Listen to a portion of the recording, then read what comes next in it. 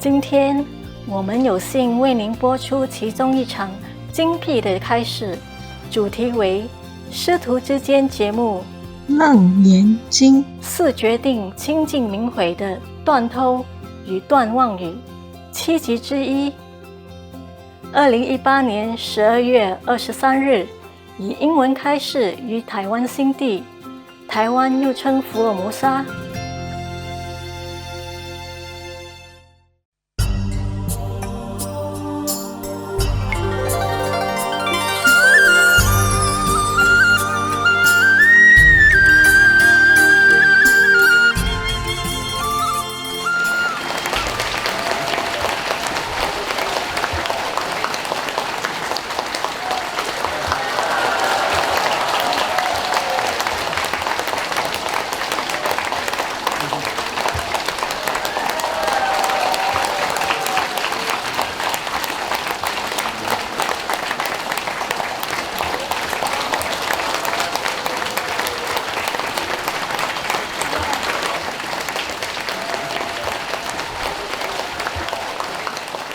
Hello there.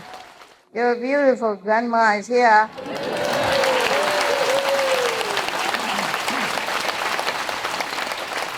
New stuff. Bling bling. Bling bling, Fred. You know. Right. I joined the brothers. Bling bling. Okay. This is called something like enlighten or something like that. Awaken. You know better than I do. God, what kind of designer who doesn't even remember what she designed? Told you, grandma. She forgot many things. Too busy. Too busy about things that's not important. Some important, some are not. Okay. Hi then, beautiful people, handsome guys, tough group. Okay, how are you today? You have good food? Yes. Enough food? Yes. Okay. That's the main point. Yeah. Far away from home, no wife, no husband, no beautiful karma children. If no food, then what to live for? What come here for, right? And bring in the weather so that you know you're at home, especially the Western, from England or something. This weather we don't need, okay? They bring all kind of presents, you know. Present I don't always want to have. Okay, now get down to business. No matter what, I have promised you to read you this sutra, so I do it. I'm just wearing this so you know I'm getting old. There's no doubt about it. I don't know, when I see you, I feel okay. Better. But when I'm at home, I don't want to go nowhere. I don't want to get out. I don't want to dress up. I don't want to even eat. Today I did not eat. My lunch or breakfast, they took it away. When I first came here, I told them, okay, make me a kitchenette, you know, just outdoor. I like it to cook under the sky. Okay, fine, I had one. Very simple. Just do the electricity that you plug in, turn the knob, voila, cooking, right? Sometimes when I don't eat the food the whole day, waiting there, it's too cold, I warm it up a little bit. Now I warm some medicine, yeah. Okay, it's all good. Oh, I'm happy. Very simple. Just one little, like something that you put the balls and the stuff in there. Shelf, yeah. They put balls and chopsticks and stuff. Okay, wonderful. And a little electric cooker with the 2 pots on it. I'm happy. Yeah, exactly what I want. Simple life. because my life is complicated already. I cannot just play with them. These push it button and push that button and push that one again, and then wait until it glows. You know, I'm just turning the knob. Simple. It cooks us the same. Yeah? Why trouble? It's modernized, you know. I am not very I'm cave woman. Remember caveman? I just sought out the cave a few days ago only. The cave tradition is still hanging on, you know, all over. I'm just wearing this so you know I'm civilized, you know. I left the cave behind. Huh? Oh, yes, of course. When I see you, I look good. I feel better, yeah. I guess because of all of your eyes and heart, all expecting great things, you know, from the master. And this energy, you know, kind of, how you say, boosts me up, or lifted me up. Oh, thank you for your lifting me up. I could do with some uplifting. Okay, now let's get down to business, serious business, Buddha business. We should really thank the past masters, monks and nuns and scholars who have taken time to record the Buddha's teaching after the master's nirvana, and also for the past and present persons, lay or monks or nuns who have really dedicated themselves, sacrificed their time and precious health or under any difficult situation to translate this so that I can read it to you. And we have to thank them. And may they be blessed forever by all the Buddhas, past, present, and future. May their merit be immense. May they be liberated forever. Thank you.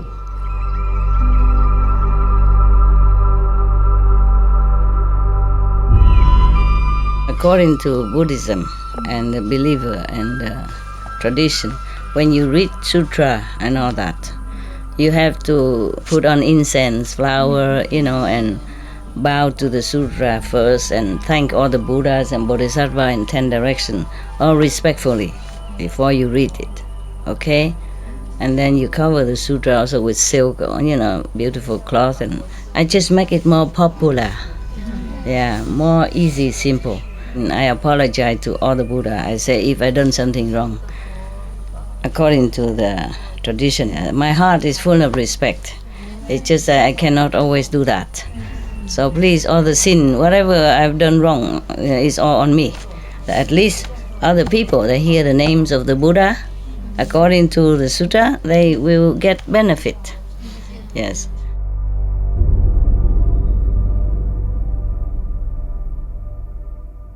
Okay, yesterday we were talking about the Buddha saying that a monk, you know, real monk, should not wear any silk, should not wear any leather boots, yeah. In his time already had boots, silk, and furs. Furs, you say it here, yeah? Okay, camera, zoom in so that they know I'm telling the truth. Zoom, zoom, zoom, zoom. You see this one, this part? Yeah, Buddha said everything here, okay? All right, yeah. Buddha said so many things in here that could offend many people, offend many businesses, just like I do. Maybe that's why some people say, this is not a Buddhist sutra. It's not Buddha who said that. Nonsense. If Buddha didn't say that, who said that? Huh? I wasn't there. Was I? No, we were not there to tell people, be veg, go green, nothing. It was the Buddha who said this. That's why I said to the team, put the Buddha vegan, not vegetarian. Vegan.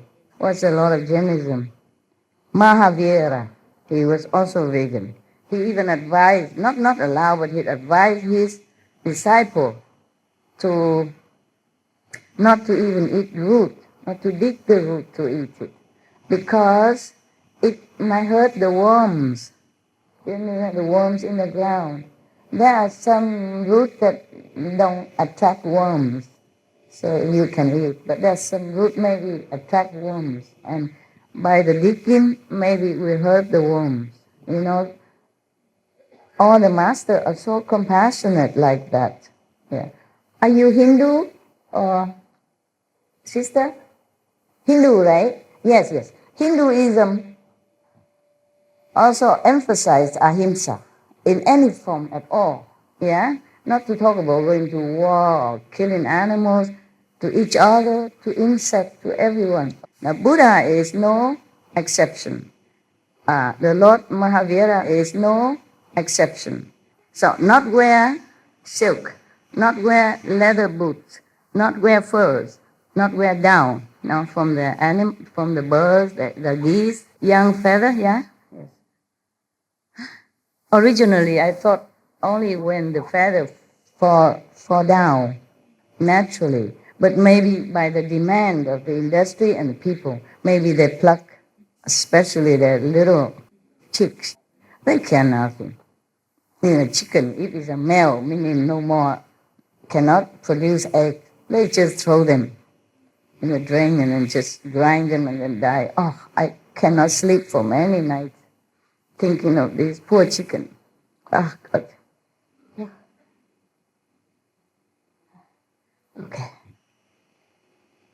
So you don't even consume milk. I mean, the monks, the Buddha talking to the monks now. Not even cream. Cream is from the milk, yeah? Not that kind of cream. Not soya cream or soya milk that we are using nowadays. It is vegan, it's okay. And then butter, non-vegan butter, is made from milk. You know that, right? Yeah, in the old time. They churn the milk, make into butter and cheese. Yeah. But in the old time, even then, the Buddha was already very strict. Yeah. In the old time, they don't have this kind of industrialized animal farm. They don't confine them into little cages until they could move no more and all that. And still the Buddha say no. Not to talk about nowadays, they just abuse them and force them until they could not walk, they could not stand no more. This is really cruelty at the utmost. So no butter even. Then this person who avoid all this will really transcend this world. Okay. When they have paid back their past debts, they will not have to re-enter the triple realm. Oh, for avoiding this, you will not enter the three realms, meaning hell, hungry ghosts, and born as animals. Animal without this kind of holy essence, not like Buddha when he was born as an animal, just to make affinity with other beings, with animals and all that. Also, astral being is another three realms of existence, which is the low heaven beings, the humans, and astral beings, yes. But don't say that all the astral beings are low and bad. No, just like if you read the book from Yogananda, his master, Sri Yuksawar, Giri, he's in the astral world just because he was appointed to be there to teach, the astral beings. These astral beings could be his former disciples also who has not been able to ascend further. Yeah, and the master, of course, will continue to stay there to teach them all the way up to the 5th level. Okay, that's why Jesus promised, I will never leave you nor forsake you till the end of the world. And that many words, not just this word only. So this is a promise of a real master. This is true like that. But hurry up, okay? Don't stay in the astral level and thinking, master will come and take me anyway. It could take long, long eons. And you see other brother and sister on other religious group passing by you with flying color, and you're sitting in the astral world and thinking, when will I get up there? When? When? When? It's just like here. If here you don't practice diligently, you go up there, it's the same. If you don't practice diligently, then just staying there. It's like when we study in the class and we are lagging behind. And if you're lagging too long, then maybe you have to be recycled again so that you become human or others, so that you can continue to learn, maybe with other masters if you're lucky, if you have enough merit. It depends on what you want, really. All right. So now, so being a vegan, avoiding all animal byproducts, doesn't give you complete liberation. The Buddha said only he will transcend this world, not as world, and with a D. Okay? Okay. Meaning, okay, you be able to avoid the hell, the being hungry ghosts, or be reborn again as animals, like domestic animal, working very hard. I told you the story about a soul who's born in different animals, and when he was born as a horse, he also fed up. He tried to kill himself. Remember all that? No, I don't think you do. It's a long time already. If you have to listen to all my lecture, I think you will grow old. It's a big bird here. All right. He tried to kill himself as when he was animals, different animals, but he never succeeded. Even if he succeeds, he was born again in another animal, and then try to kill himself. But no use. Your karma have to last until the time's up, having master or not. Even the Buddha, he mentioned here, maybe later. Yeah, not here. After, we have more to come. You see that? You see how long it lasts here? Huh? You see how much I have to study, do my homework for you? And before that, I do homework before that also, to check out anything else. And then I keep reading and I lost the pages. Oh, I just keep looking again. Where is that demons? Where is the demons? Because the Buddha was talking about demons. Understand that possessed practitioners, when he or she not vigilant enough, okay? And then I lost the page because I keep reading, and then I forgot, and then something, or maybe dogs barking, or somebody bugged me, somebody or something, and I forgot my page. I come back to keep looking many hours until I find it. There's no index here so that you cannot find where is what. Oh my God. A lot of fun, eh? For you. Very funny. The Buddha also asked them, why? Is it because when one wears something taken from living creature, one creates condition with it? Just as when people eat the 100 grains, their feet cannot leave the earth, the ground. Meaning, in the beginning, why Buddha say this? In the beginning, in the other kind of sutra, I don't remember which one, the Buddha mentioned that in other kind of sutra, when the Buddha talked to someone else before, long time ago, long before this one, and the Buddha mentioned that in the beginning, when this world just began to form, yes, and there was empty, vacant, and then the Brahman being came to establish his throne here, and then he was lonely, and he was thinking, oh, I wish some other beings would join me, and then slowly other beings would join him. In the beginning of that primordial time of our world, these beings, they don't need to eat anything. These beings, they don't eat anything because they came from the third world or second world, or even astral world, and they don't eat anything. Therefore, they can fly everywhere. Yes, and they just live their life almost like the way where they came from, like from heaven. Yeah, the heaven people, they think and they just get what they want. They think and they just fly. If they want to go to Kaohsiung, they think of Kaohsiung and they just go, flying. No need airplane, no need buying, booking, passport, nada, nix. How nice. That kind of life is heavenly life. And then slowly they live in the world, then they bore, they play, they frolic around, and then one day they saw some form that manifests itself on the sea surface. And then they taste it. Oh, it tastes good. It's sweet and nice. That's the first time they ever tasted some physical substance. Okay, and then, they continue eating that. It tastes sweet.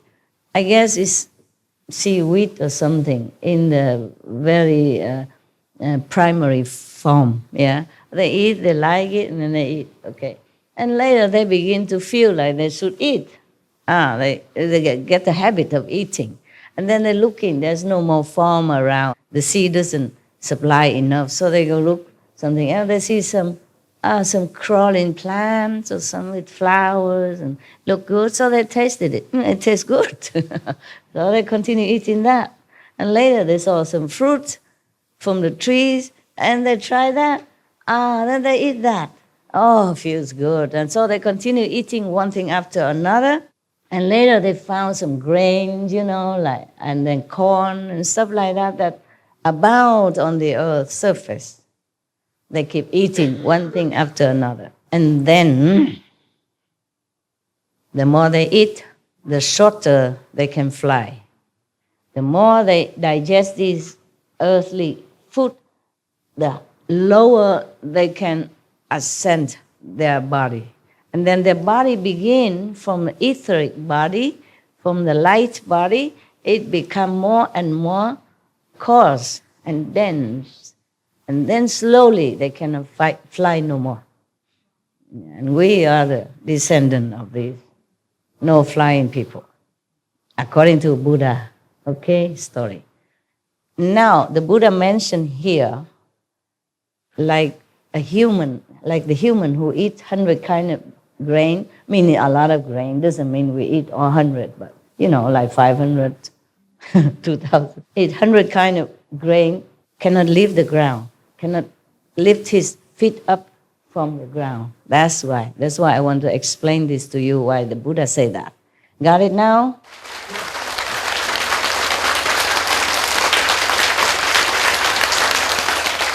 And then it doesn't end there.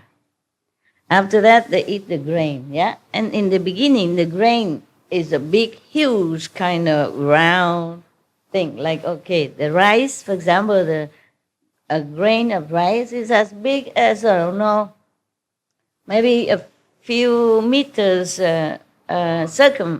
circumference, round like that. And then at the time, whoever needs to eat, that grain will just roll and roll to the door of that person.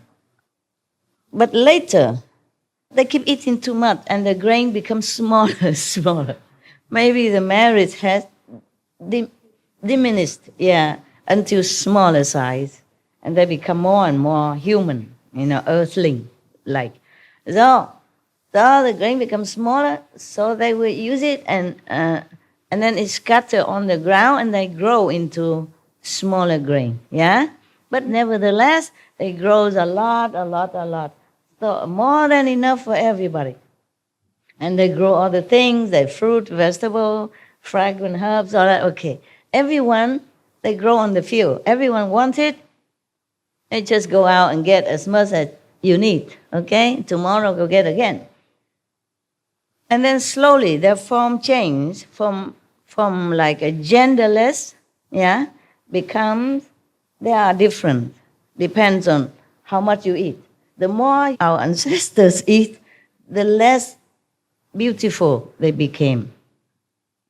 And then their form changed. Depends on what they eat or how much they eat. They change into men and women. And then it becomes the desire be born out of these the different shapes. And then they begin to do things to each other. And then everybody else who doesn't do it yet point at them, say, how can they do that to each other? We brother and sister, that's very bad, very bad. And they begin to then hide themselves. They start to have to find some place to hide. Then they start to live in cave and all that. And there's not enough cave then, as people begin to desire each other and try to couple with each other. And then so they build houses, and then they need land, and then they begin to possess, this land is mine, and then put fence around it. And then later, because they are too busy with each other, man and woman, they're lazy. They don't want to go out into the field where the food were growing for them. So they don't want to go every day to get it. Yeah. And then so they go out and take a lot to their home at one time. So they don't have to keep going out again. And therefore it becomes food shortage. Yeah, and then they begin more and more trouble, conflict and fighting, and then possessive, and then begin to say, this piece of fruit land is mine, that is mine also, I harvested yesterday, today will be mine again, next week, next month, next year, all mine. And then it's begin the trouble, fighting, competing. And then the government are born. Because somebody has to interfere with all this fighting and arguing and quarreling. Okay, and then you have police, and then you have army, and then etc., etc. And we inherit all this until now. So, now you know. So, the Buddha continued. This is Buddha talk now. So, both physically and mentally, one must avoid the bodies and the byproducts of other living beings by neither wearing them nor eating them. It's so clear. I read word by word, yeah? It's not me, yeah? I say that, Buddha said, I say that such people have true liberation. Then finally, they also have liberation if they don't eat meat. I guess if they don't eat meat and wearing animals or using animals' product, then they are at least liberated from the 3 lower incarnations. And then because they continue to do that, they have no more bad karma, very little karma. Then when any master comes, they would be able to find him. The master will find such a pure and karma-less people to save them. Then, of course, finally, they will be completely liberated. Yeah, sooner or later. So that's why the Buddha say that such people have true liberation. The Buddha said, what I have said here is the Buddha's teaching. I mean the saint's teaching, not just him teaching, but him in the lineage of the saint, the Buddha's lineage, the saintly lineage. What I have said here is the Buddha teaching. Any explanation counter to it is the teaching of Papayan, I mean the heretic, or atheist, not true teaching. Further, now Buddha explained something else, some other precepts, okay? We had, purity from lust, no more lust precept. And now a killing precept we just done. And now Buddha continued to expound further about the non-stealing. So Buddha said, further, Ananda, if living beings in the 6 paths of any mundane world had no thoughts of stealing, they would not have to follow a continuous succession of births and deaths as well.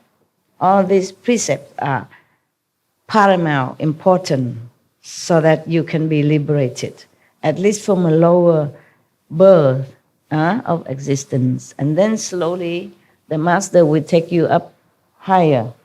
So the Buddha said, your basic purpose, meaning to Ananda and the monks at that time, your basic purpose in cultivating samadhi is to transcend the wearisome defilement. But if you do not renounce your thought of stealing, you will not be able to get out of the dust, meaning this kind of dusty world, the earth, yeah? Even though one may have some wisdom and manifestation of Chan Samadhi, mean meditation Samadhi, one is certain to enter a devious path if one does not cease stealing. At best, one will be an apparition. On the average, one will become a phantom. At the lowest level, one will be a devious person who is possessed by a male ghost. So it is no good. All of them no good. Even the highest, the middle, and the low, no good, no good. These devious hordes have their groups of disciples as well. Imagine that. I thought only I have disciples. Now ghosts even have disciples. Fancy that. I was so proud, and now I don't think I'm proud anymore. Huh? Even ghosts have disciples. What a big deal about me, huh? Having disciples like that. These devious hordes have also their groups of disciples. Each says of himself that he has accomplished the unsurpassed way, mean Buddhahood, enlightenment, complete enlightenment, that's what I mean. Unsurpassed. Nothing can compare to their way of accomplishment. That means they're on top already. After my extinction, the Buddha extinction, in the Dharma and in age, these phantoms and apparitions will abound, spreading like wildfire as they surreptitiously cheat others, calling themselves good, knowing advisors. They will each say that they have attained the superhuman abilities, enticing and deceiving the ignorant, or frightening them out of their wits. They disrupt and lay waste to households wherever they go. Very destructive group of ghosts, of apparitions. I teach the bhikshus to beg for their food in an assigned place in order to help them renounce greed and accomplish the Bodhi way. The bhikshus do not prepare their own food, so that at the end of this life of transitory existence in the triple realm, they can show themselves to be once returners who go and do not come back. In this case, the Buddha means triple realm, meaning this world and a little bit higher, to the Brahma. So when you pass all this world to pass the Brahma realm, then you are truly liberated forever. So in this case, if the bhikshu, the monks, do whatever the Buddha has listed above, then he will surely be liberated. Yeah. And see, they never come back. Yeah. Once returners who go and do not come back. Okay. Then why does he say once returners? It could be that they have returned already into this world one time only. Yeah, already they exist already as a human, as monks, but they will never come back again. If they go up to the higher level, they will never come back again. Truly liberated. Okay, got that. How can thieves put on my robes and sell the thus come one, saying that all manner of karma one creates is just the Buddha Dharma? The Buddha means that these people, the one who are not worthy of monkhood, the one who doesn't keep the precept and just put on the robe, look like a Buddha or a monk and cheating others, selling the Buddhas even. Meaning just repeat what he said, but don't do anything as the Buddha did. And just cheating people just to gain their fame and richness, comfort, life, or make people respect them, bow to them, just to gain their own benefit. So the Buddha warned the people about this kind of monk, just the same like Jesus has warned his disciples and the later generation that beware of the wolf in lamb clothing. Yes, after Jesus died there, maybe a lot of wolves like that proclaiming his teaching for their own benefit. Well, it's kind of true, because even within religion, same religion, there used to be some wars and a lot of bloodshed. Remember, in the name of God, same religion, not like different religion even. And still the same, many recently as well, yeah? Up to the recent years, still in the same name of the same religion, same God, fighting, bloodshed. Oh, what a sad thing. So the Buddha continued to say that these so-called monks, so-called fake monks, will slander those who have left the home life and regard bhikshus who have taken complete precept as belonging to the path of the small vehicle. Because of such doubts and misjudgments, limitless living beings fall into the relentless hell. Not only these people, they sell the Buddha teaching for their own benefit, but they also misled other people to fall into the wrong concepts, the wrong way of life, and or go to relentless hell. It is non-stop punishment, relentless. No respite is what it is, right? No stop even for 1 second. In some hell, you have a tea break. I told you that story. But this hell, no respite, continuously. You cannot die, you cannot live, nobody helps you. Nobody hear your voice. You don't hear any of the saints' name in that kind of hell. You don't have even a nanosecond to even think of anything good, like saints or Buddha, Jesus, nothing in such a hell. In such a situation, it's made to you like that. Make you completely forget about everything, just suffer too much, relentlessly, continuously, that you cannot even remember 1 nanosecond about the Buddha or anything. This is a terrible hell to fall into. And it go on forever. That's why they say non-stop and relentless. I wouldn't wish anyone to fall into that kind of hell. Please keep the precept. At least you won't fall into hell. Even if you don't believe me, don't follow me, keep the 5 precepts for your own sake. Don't have to believe me. Just be a good person. Meditate if you can. If not, keep the 5 precepts. Anyone who keep the 5 precepts and never kill anyone, never has harmful thought to anyone, at least he can be reborn again as human. Even if they eat meat, but because they don't know, ignorant, and they eat meat, but they have never killed themselves. They never killed the animal themselves. Then they still continue to be born as human until their merit run out before they even meet any master. If they meet the master, any enlightened master who has the power to liberate them while they're still in human form, that's a lucky people.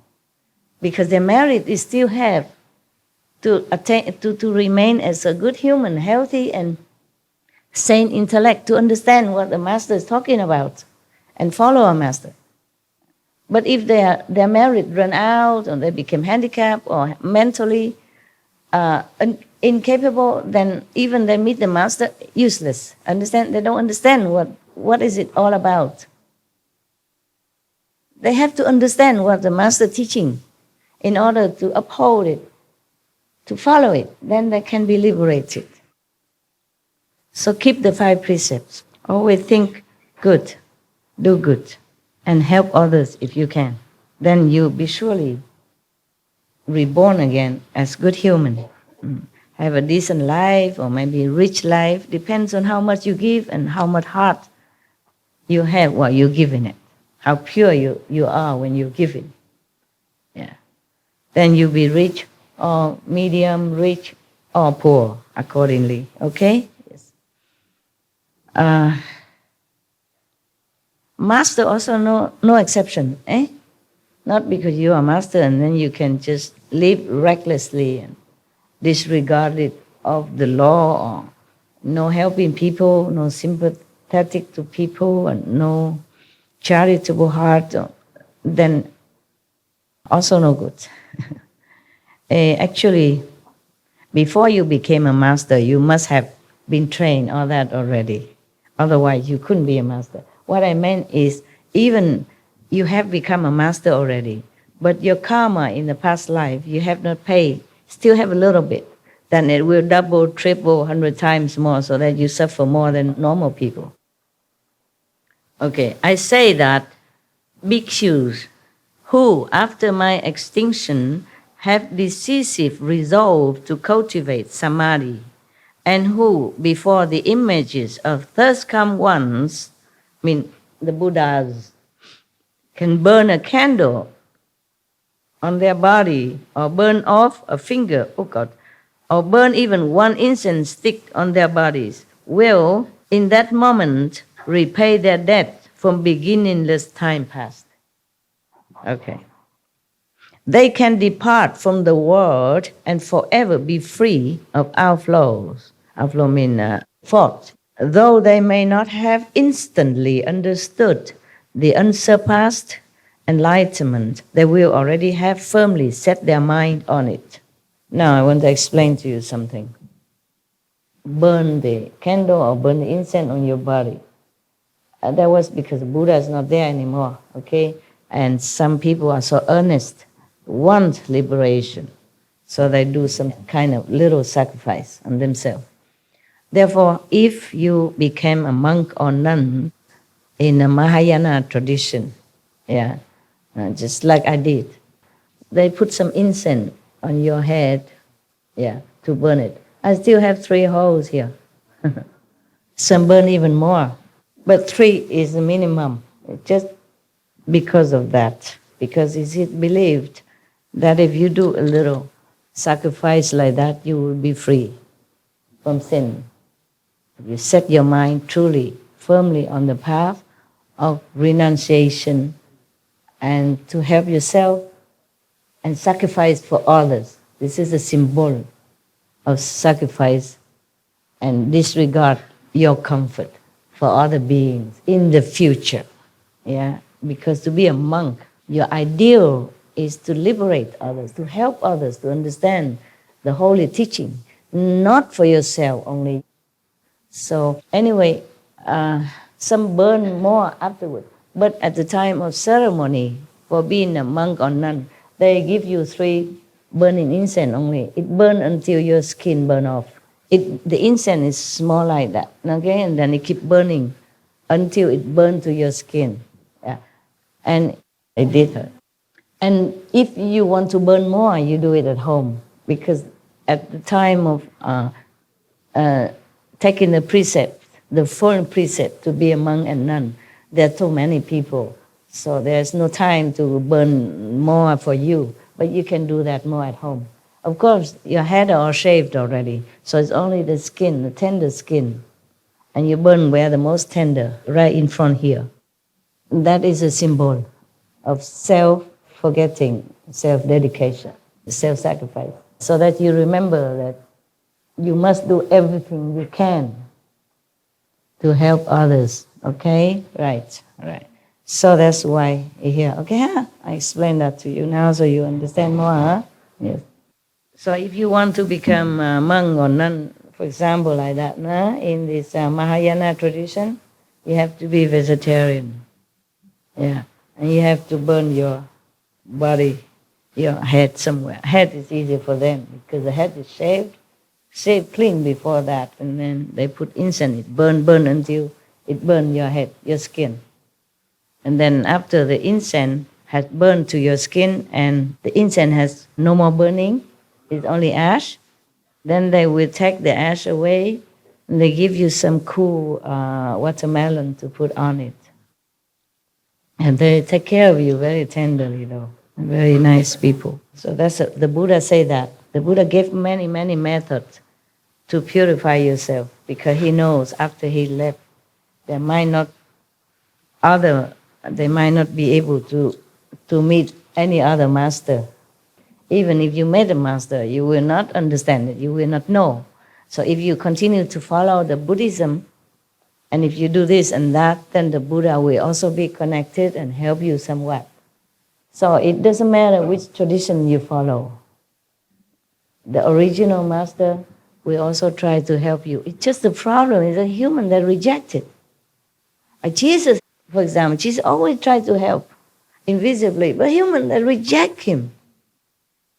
Or the Buddha reincarnate even, or master any, they reject him. They're waiting for Maitreya, they're waiting for second coming, third coming, fourth coming. They're waiting forever. That's why I don't want to make a Qinghaism. Because if I registered our group as an ism, then we have more privilege, more easy access, more easy. Doing anything is more easy because we are religion. Nobody can touch us. But we are just an association. Even then, people still think I'm trying to do something. Oh, I am trying to do something. I'm trying to awaken you and other people, whoever I can. But it's very difficult for any master to come down. After any master come down, they make a code out of it. They make an ism out of it.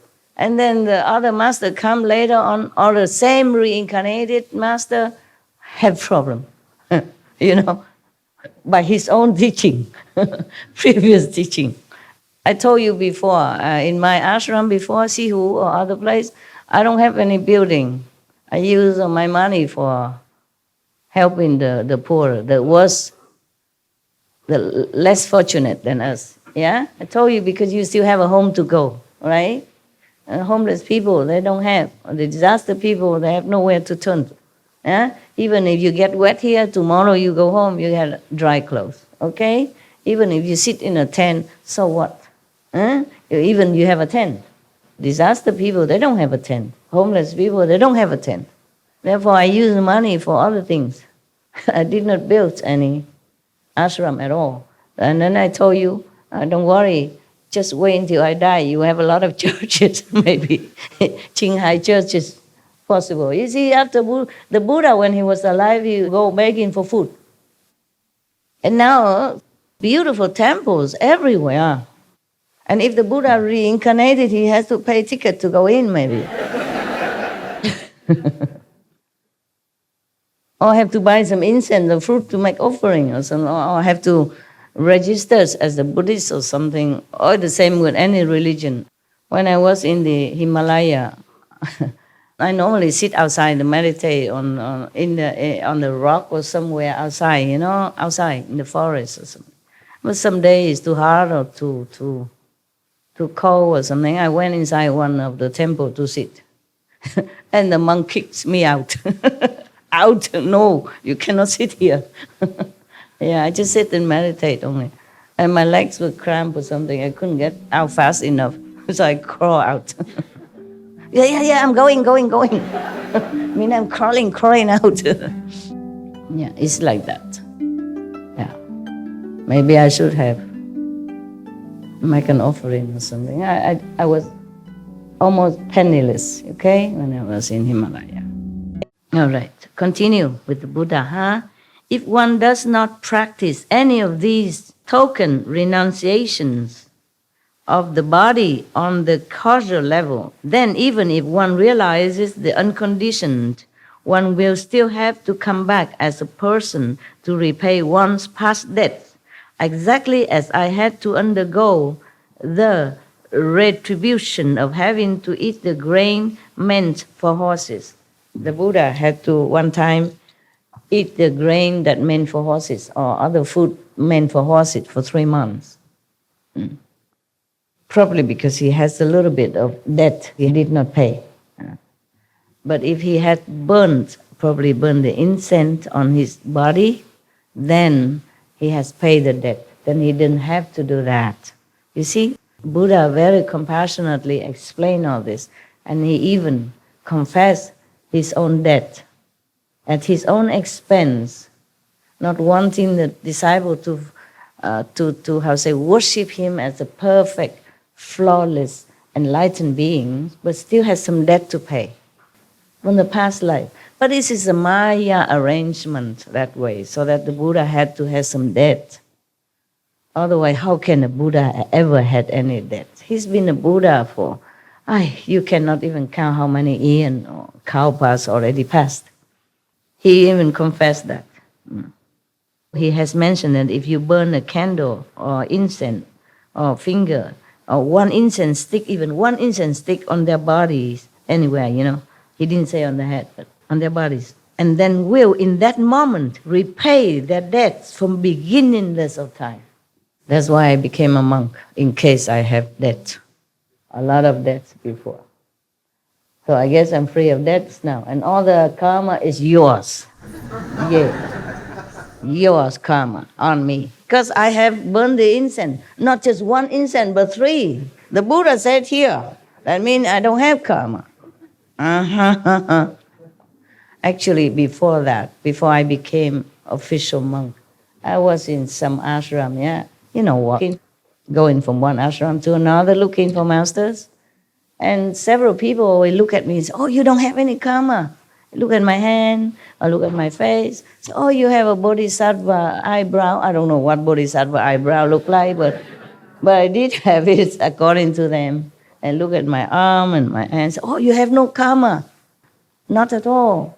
That was before I became a monk, okay? Yes.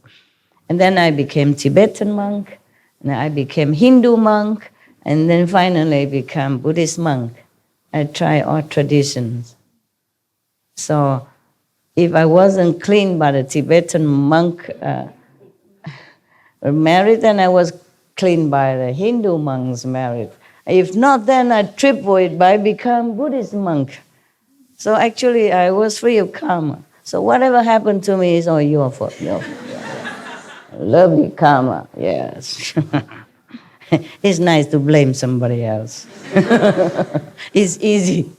The most easy way, is to blame everybody else. Yeah. I do the same. It's fun. Okay, now, when, the Buddha continued, when you teach people in the world to cultivate samadhi, they must also cease stealing. This is the third clear and unalterable instruction on purity given by the first come one and the Buddhas of the past and the honor ones in the past. I mean, many Buddha. One Buddha after another, all the Buddhas teaching this way, all the saints, all the first come ones teach this way. The precept is important. That's why even if you become a monk or not even you burn incense, you still need to take precept. You take the precept so that you always go straight, I give you only 5 precepts and you complain and sometimes you don't keep some of it. If you become a monk, 200 something precepts, monks and nuns similar, understand me, in the Buddhist tradition. I don't want to tell you this because if you know it, you have to keep it. Because you're lay people, so I cannot tell you. You understand me? Yeah. All kind of precepts you have to keep, not just 5 precepts. But these 5 precepts, even as Buddha mentioned here, are the main one. Okay? Because if you don't keep your mind pure from lust, other precepts also will be kind of depleting and, lacking. Okay? For example, if you're lusting after a woman, and maybe she's already married, or she's unattainable, and then, I don't mean you, but I mean some people who lacking of moral standard or lacking of self-control might try to find a way to harm anyone that get into his way to possess that woman of his desire. And then other precepts can also be broken. Therefore, the 5 precepts are the mother of other precepts, okay? Right. Keep them. Keep them with your life, okay? It's not just a written words. It is your life. It's your guaranteed shine for happiness ever after. Even if you stray from my teaching, keep the 5 precepts, okay? Because if you don't, you will be very terribly regret when you go to hell and undergoing all kind of payback, punishment. Okay, huh? I don't want that to happen to any of you or anybody at all. But you already been taught right from wrong, so you do keep it, huh? It's not that difficult. 5 precepts is a very simple rules which should not be even a precept. It should be like a standard living way of a human, a decent human, not to talk about saint or practitioner or anything like that. Keep them. In Catholicism or Hinduism or Jainism, they all keep precepts. They all have this kind of basic ahimsa, no harming to others, yes? And stealing is also harming others in a different way, yeah?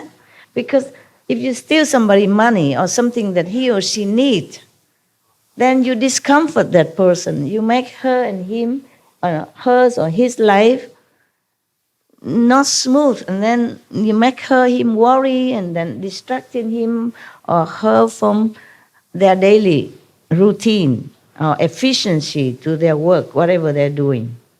So when you do something, think twice, okay, before you do it. That's all, very simple.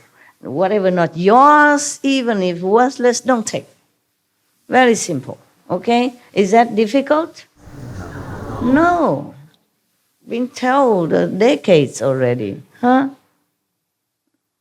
The Buddha tell Ananda that when you teach people in the world to cultivate samadhi, remember, because Ananda asked the Buddha, how in the future can I help all the beings, even though I myself are not very highly developed, I'm not, maybe not saved yet, but I want to save others. I want to try. So the Buddha teach him all this, yeah? So he continued to say, when you teach people in the world to cultivate samadhi, meaning after Buddha is gone, nobody there, then if you want to teach others and teach them all this, all the above mentioned, regulation, precept, principle, okay? And plus, if they want to cultivate samadhi, they must also cease stealing, yeah? Don't steal anything. This is the third clear and unalterable, uncompromisable. That is the real truth. Nothing can replace it. No killing. No unethical sexual relationship. Okay? No stealing. Even if you married, you have to, taper off. The master in India, even they are married. Many of them do. Yeah. Because they married already before they became a master, or even afterward. But they have couple interaction only 3 times a year, just to make children, to do the tradition family, that's all. Not because they're lustful after that, just kind of duty.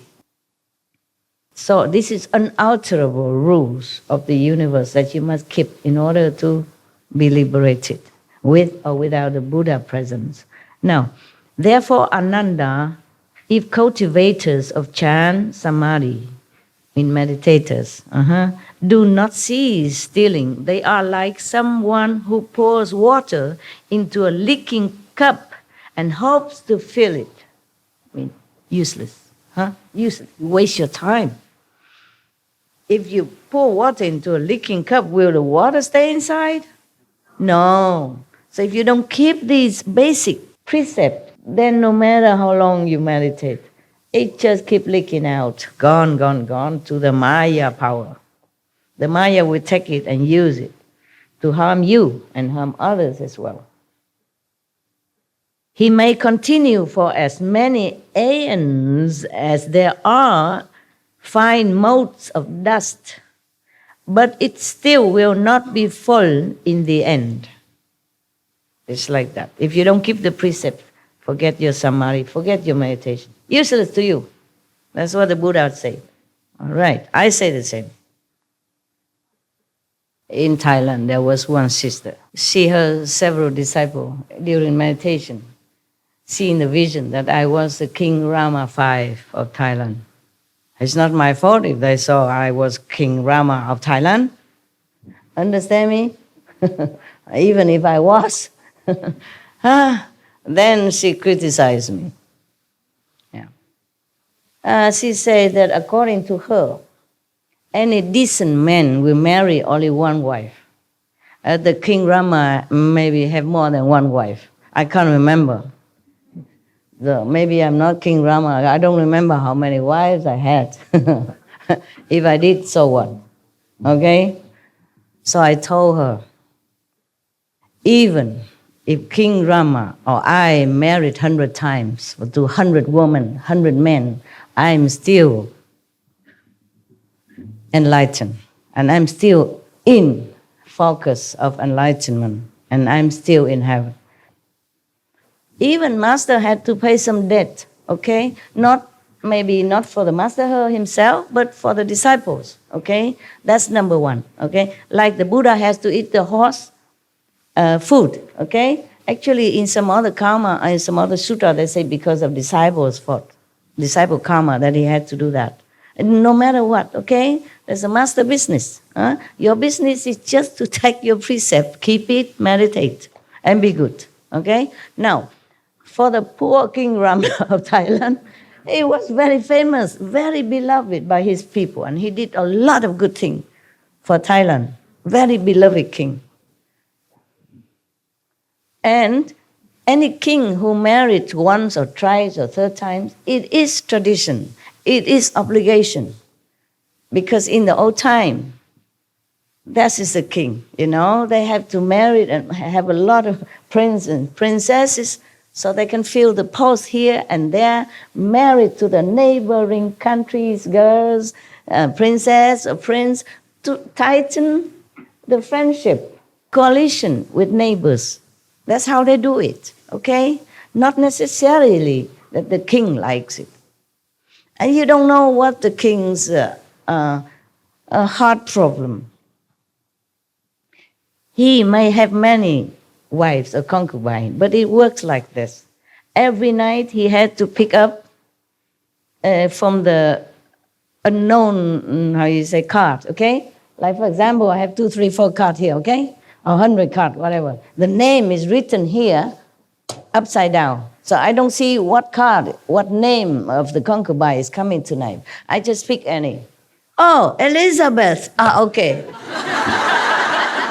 And then the eunuch will bring Elizabeth to me, all wrapped in blanket, ready for business. Understand that? Okay. So the king don't even have any emotion involved in hundreds or how many hundreds of concubines. Just a job, just a work. Whether or not he likes that Elizabeth or not like Elizabeth. Fancy sleeping with somebody you don't like. Every night you have to do it. You don't even know her. You don't even know him. Fancy, huh? You like that? No. No. Even if you like women, you can't just like that all the time, right? It's like a job. And woe to any king who favor just one concubine. Then sooner or later his kingdom falls. You can see that in history. I don't know if your history, but China, for example. Like the king of Tang Ming Huang, he fancy one concubine. He loves only one. And later they hate her. They kill her. And they kill him too. His kingdom gone because of one beauty. Similar everywhere. One time in Vietnam, one king, he loves one of his queens very much. But he has to kill her because it disturbed him too much for his state affair. One time he sent her with a letter, sealed, with the king's seal, and she cannot open, she doesn't know what is inside. Nobody allowed to. He sent her to go to one of his generals with the letter. Inside he said, please kill her so that I will have peace of mind to take care of the country's business. He can't allow himself to be too much entangled in this emotional so-called love affair, even though he's entitled to it. It is very sad, but being a king is not that easy, okay? There's other king also. If he favor one concubine, he's not allowed to. Even if he allow himself to do that, the whole court, royal court, or his mother, his advisor, they won't fancy that. They won't allow that. Sooner or later, he has to give her up, or the kingdom will fall because they will not support him. Because other ministers don't support him. Other family, powerful family in the country who offer their daughters to the king will not support him. Do you understand? Yes. Because their daughters are neglected. And the king will not fair to all of them and fancy only one. Then all the people will slowly fall off their favor. And then the king is alone. And with the queen who's being envied, jealous, hated, want to destroy. And then sooner or later it fell. Many times in the history of China, especially like that. You read them, okay? And you know. So to criticize a king of having many wives is not fair anyway, okay? Whether or not I was King Rama or the King Rama have many wives or not, who cares? You have to see more, bigger picture. You can't just point your nose into the toilet alone in the house and say, oh, this place stinks. The toilet stinks, but not the whole place. The king, he has duty to his nation. He does everything or did what he can in order to uphold his country, to develop peace with all the neighbors. In order to do that, he had to marry his prince and princess to different countries' royalty. That was in it before. That's how they make peace and, coalition together to keep themselves strong. Therefore, he doesn't even know who's going to sleep with him tonight. It's just a card, you know? They give you every night a card. You just pick up one, and whoever comes will come. There's no every night romantic and stuff like that. It's not. And if you want to have a romantic one like that, then you're doomed. Sooner or later. It's like that. Because these ministers of the king, they love to give their daughter to be the king's favorite and concubine. Strengthen also their power, prestige, the whole family, like that. Even then, no benefit, but the wife of the king, my daughter. Of course, any father wants that. Any mother loves that. And therefore, the king was offered many from the minister or sub-ministers or the generals or the whatever you name it. Yeah, they all have. If they have daughter, they offer to the king, and the king have to accept it, so that they will be loyal to him, support him. Yeah, make him strong and the country stable. If the king alone, how can he do anything? Yeah, even though he's so-called supposed to be the most powerful, but he doesn't have anybody support him. The general don't want to protect him. The minister don't want to help him. The ambassadors don't want to make relationship better with the other country. How the kings are going to govern anything? In the old time, relying on that. You see, nowadays we have many more better communication system.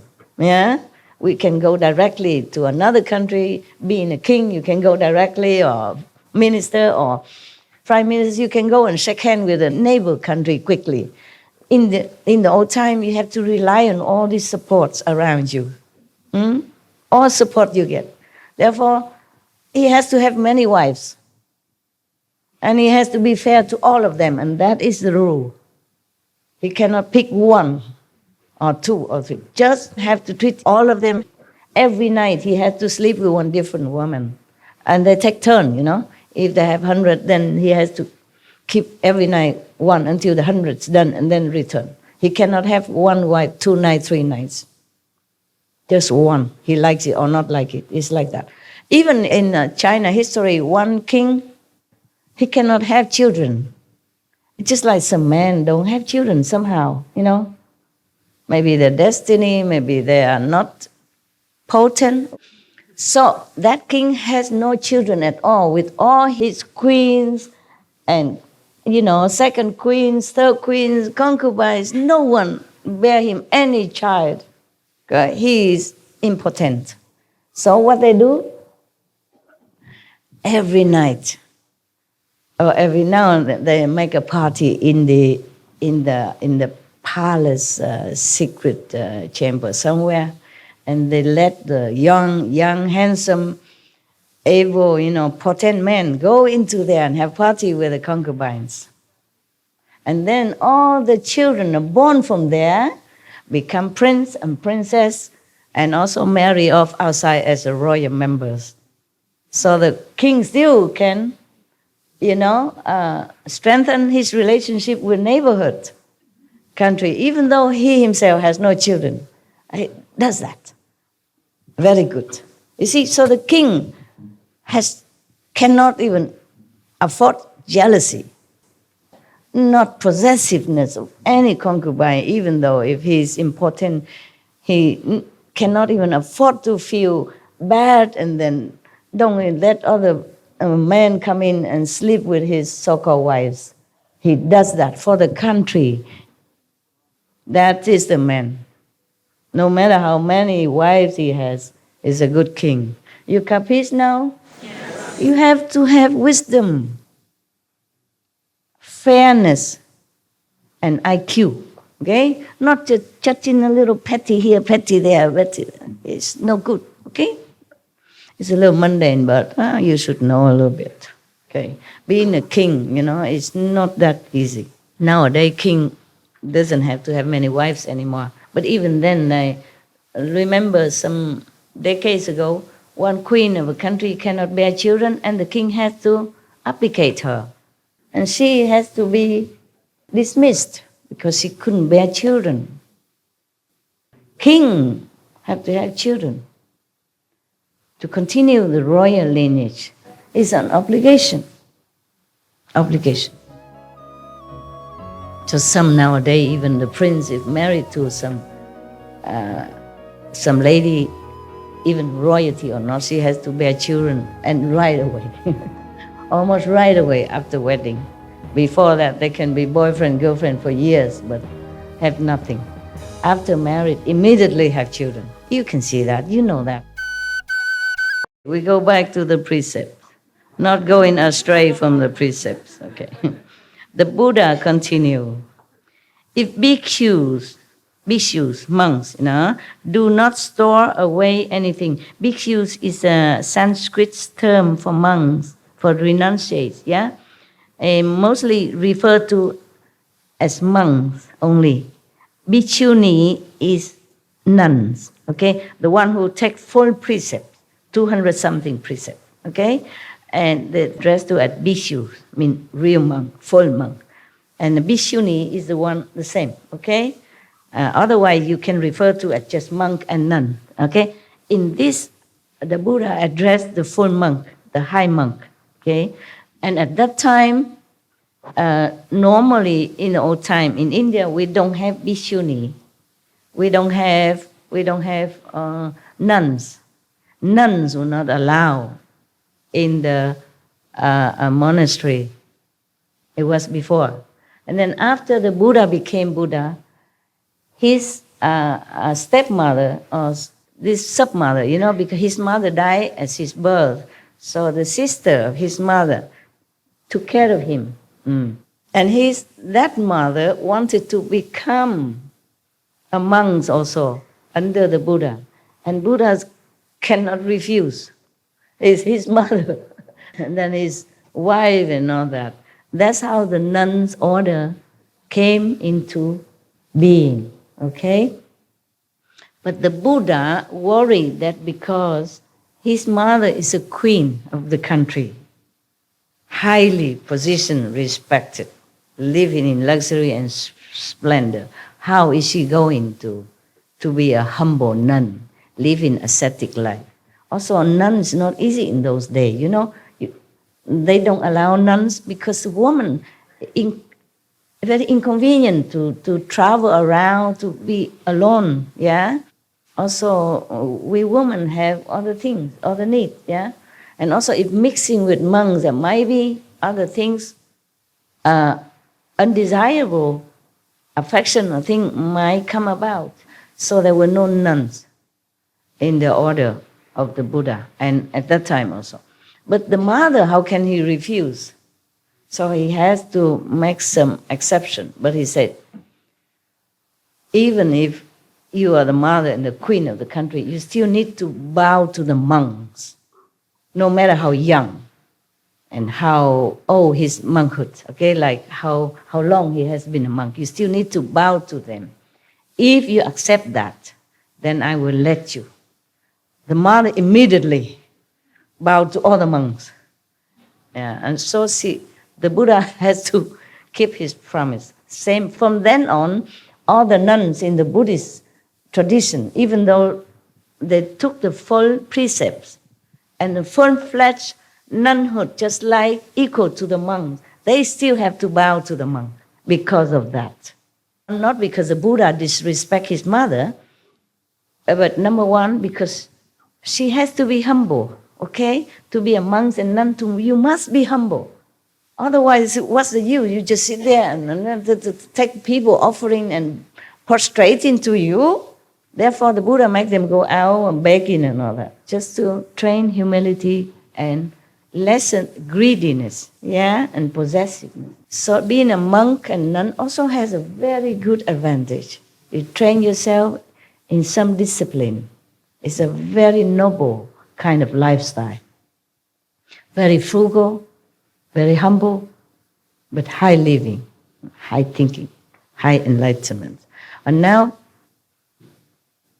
even if these monks and nuns might not study with me or something, I always, when I see monks and nuns outside, when I pass by in the airport or outside, I always make offering and always make obeisance to them because I respect their ideal. Not their body, but their ideal, their goal, the noble aspiration. I respect that. I always help. I always offer whatever I have in my pocket at that time. Anything. And pay very much respect, humbly to them. Because I think that kind of noble ideal of monkhood as nunhood is very difficult for anyone to follow. And if they can uphold it, they deserve respect. Whether or not they will be liberated or not liberated, I don't know who is high monk, who is low monk. I respect them all, okay? The ideal of life. You connect the pieces that we can't get from the Bible or the Sutra. We can read, and read, but we can't connect it the way you do it. Oh, really? Wow, I'm proud of myself. Thank you, Fred. Thank you. I don't know, it just come out. You can see, I always lecture spontaneously, talk spontaneously. I don't have any prompters or anything, whether or not I talk with the public or I talk with you. There's nothing prepared. Well, it's something maybe you have to know or you should know so that it strengthens your resolution in your practice. Yeah, it clears some doubts in your mind. So when you meditate, you're more focused. That's also good for you, huh? One other thing, when people read the Bible, they can associate things with Jesus, but they cannot remember or they cannot associate it with any other master in any other way. And by listening to you and coming to know you and coming to understand what you're saying, now I can connect the Bible. And I really didn't understand it like you think you do, but I can understand it now because listening to the pieces you put together and the way you can hear one part and you don't quite understand it, but you can remember a scripture or two to connect everything. And this is what you've been able to do. You enlighten, that's why. Yeah. By listening to talk, you can also be enlightened. It's just one method of enlightenment. one of the 84,000 methods. Yeah, some monks in the Buddha's time, just hear the Buddha's voice. He became enlightened, became arhat. And that's how some people get enlightenment also, okay? It's just that Kuan method is the surest way, the long-lasting, and always can rely on, okay? The Buddha said that, but in another retreat, I will remind you again. I don't think we have time for this retreat, but another retreat, okay? When you go home, work, take a rest for me, and then I recover or do some more of my job, then we have another retreat, then we go further, okay?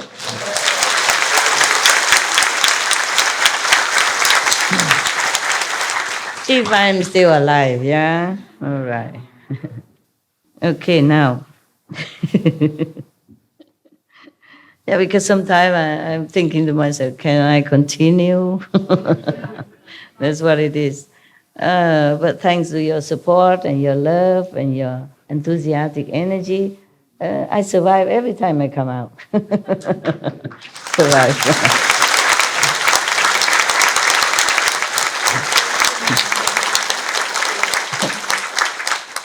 Yeah, by the way, I want to ask you, why did you cry yesterday? Well, there's a lot, Master, but everything you say answers something that's in my mind. Oh. It's really incredible how I can be thinking or feeling or wondering something, and you just sort of answer exactly what was in my heart. A lot of the things you were saying yesterday were so prescient, immediate to my feelings and my worries and my fears, and you offered me guidance at the exact moment that I was asking a question, and you offered me reassurance at the exact moment that I needed it. Okay. And I am so grateful. Thank you so much. I'm grateful too that you understood. I love you so much, Master. Thank you. Thank you. Thank you. I love you too, and your wife too. All right, my love. I'm glad it helped you. You're a good kid. Anyway, yes. You're very good. I'm proud of you. In case you worry, I'm proud of you. Okay? I think you're a very good kid. Yeah. Before you came here even, I saw you on TV. You're a good kid, okay? So don't worry. You're fine. Okay, so now you know. The nuns in Buddha time begin from there. From the Buddha's time. Before that, they don't allow women to be nun. Because in India, to be a woman, you should never go out alone anyway. Okay? It's dangerous, yes. And you don't mix with men or outside of your family. But the order of renunciates at that time and before that, it's always men, you see?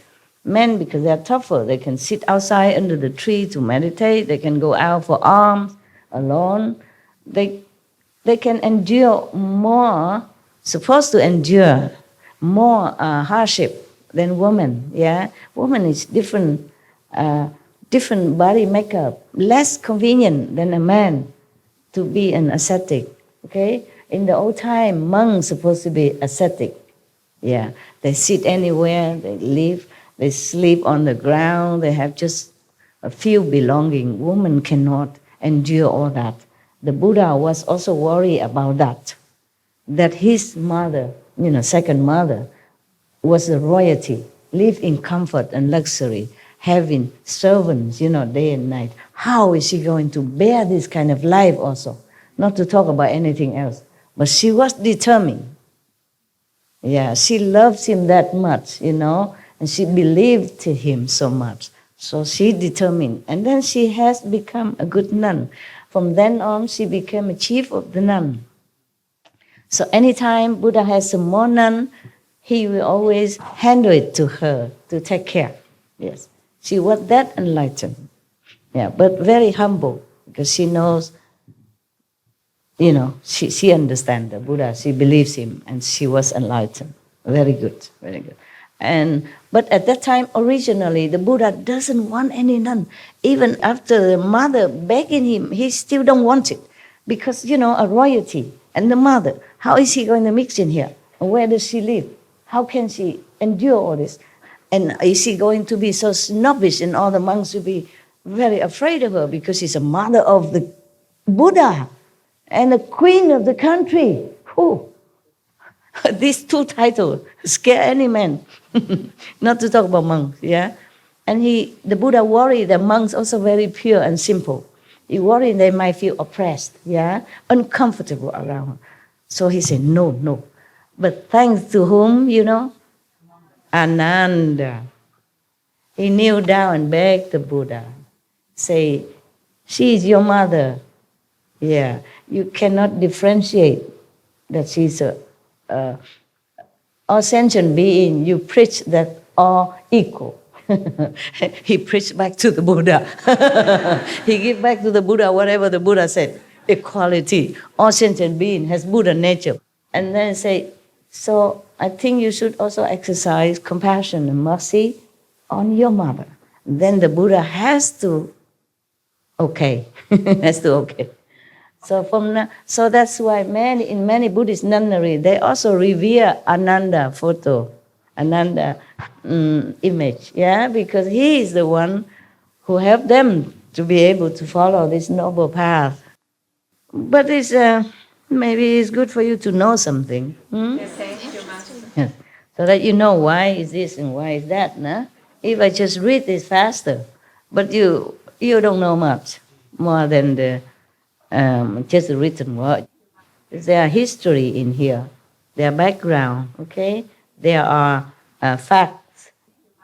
And there are contributions of facts into this and that event, okay? At least you know I'm a real nun somehow, huh? I know something, right? About Buddhism.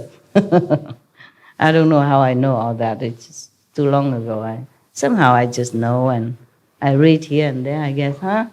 Okay, so the Buddha continued. More strict now. If bhikkhus, at that time no none yet, so he just talked about monks. If monks do not store away anything but their robes and bowls, yeah. If they give what is left over from their food offerings to hungry living beings, if they put their palms together and make obeisance to the entire great assembly, humility, okay? Monks have to greet each other that way, yeah? Respectfully, humbly. So, if when people scold them and they can treat it as praise, monk, yeah? People scold them, they have to think it's like a praise to them, meaning no feeling of rejection or displeasure. They're feeling like they are helping them. Yeah, of course they're helping them to train their humility, no? I'll take away some of their karma. All right, so if they can sacrifice their very bodies and minds, giving their flesh, bones, and blood to living creatures, when needed, if needed, yes. And if they do not repeat the non-ultimate teachings of the first come ones as though they were their own explanations. Meaning, if they repeat the words of the Buddha, they should not claim it as if it's there, like they're so wise and so knowledgeable. But they probably have to credit like, first I have heard, yeah, and the Buddha said that, the Buddha said this, yeah. Not like just talk like he knows everything, just as if he's the Buddha himself, possessing all this wisdom. Then it's also like stealing, pretentious and faking, like faking.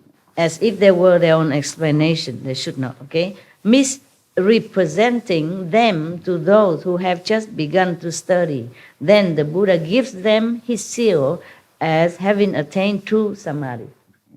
If any monks, who are so humble like that, and who are so frugal and ascetic like that, and also never claim whatever teaching from the Buddha as if their own, while misleading those people who just came, who doesn't know who's who doesn't know that these teachings are from the Buddha, yeah?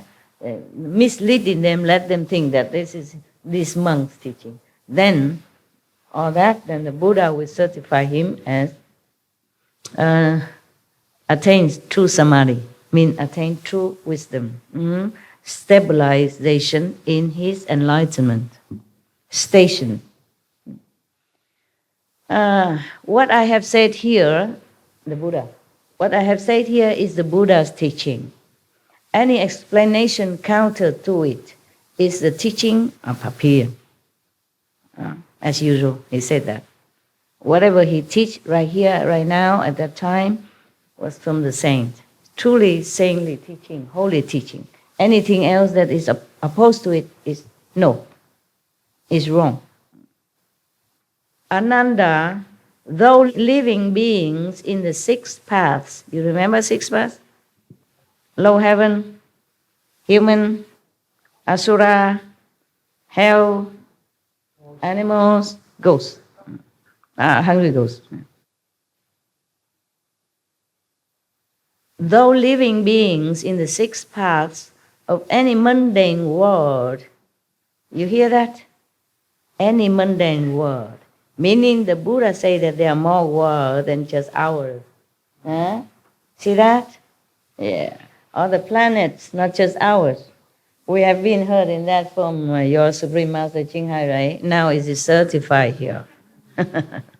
In any mundane world, just meaning in any earth like this, similar. If any beings in the six paths of any mundane world may not kill, steal, or lust, either physically or mentally, these three aspects of their conduct, thus being perfect. And they keep these three mentioned precepts. Yet, if they tell lies, this is the four now, the four precepts now.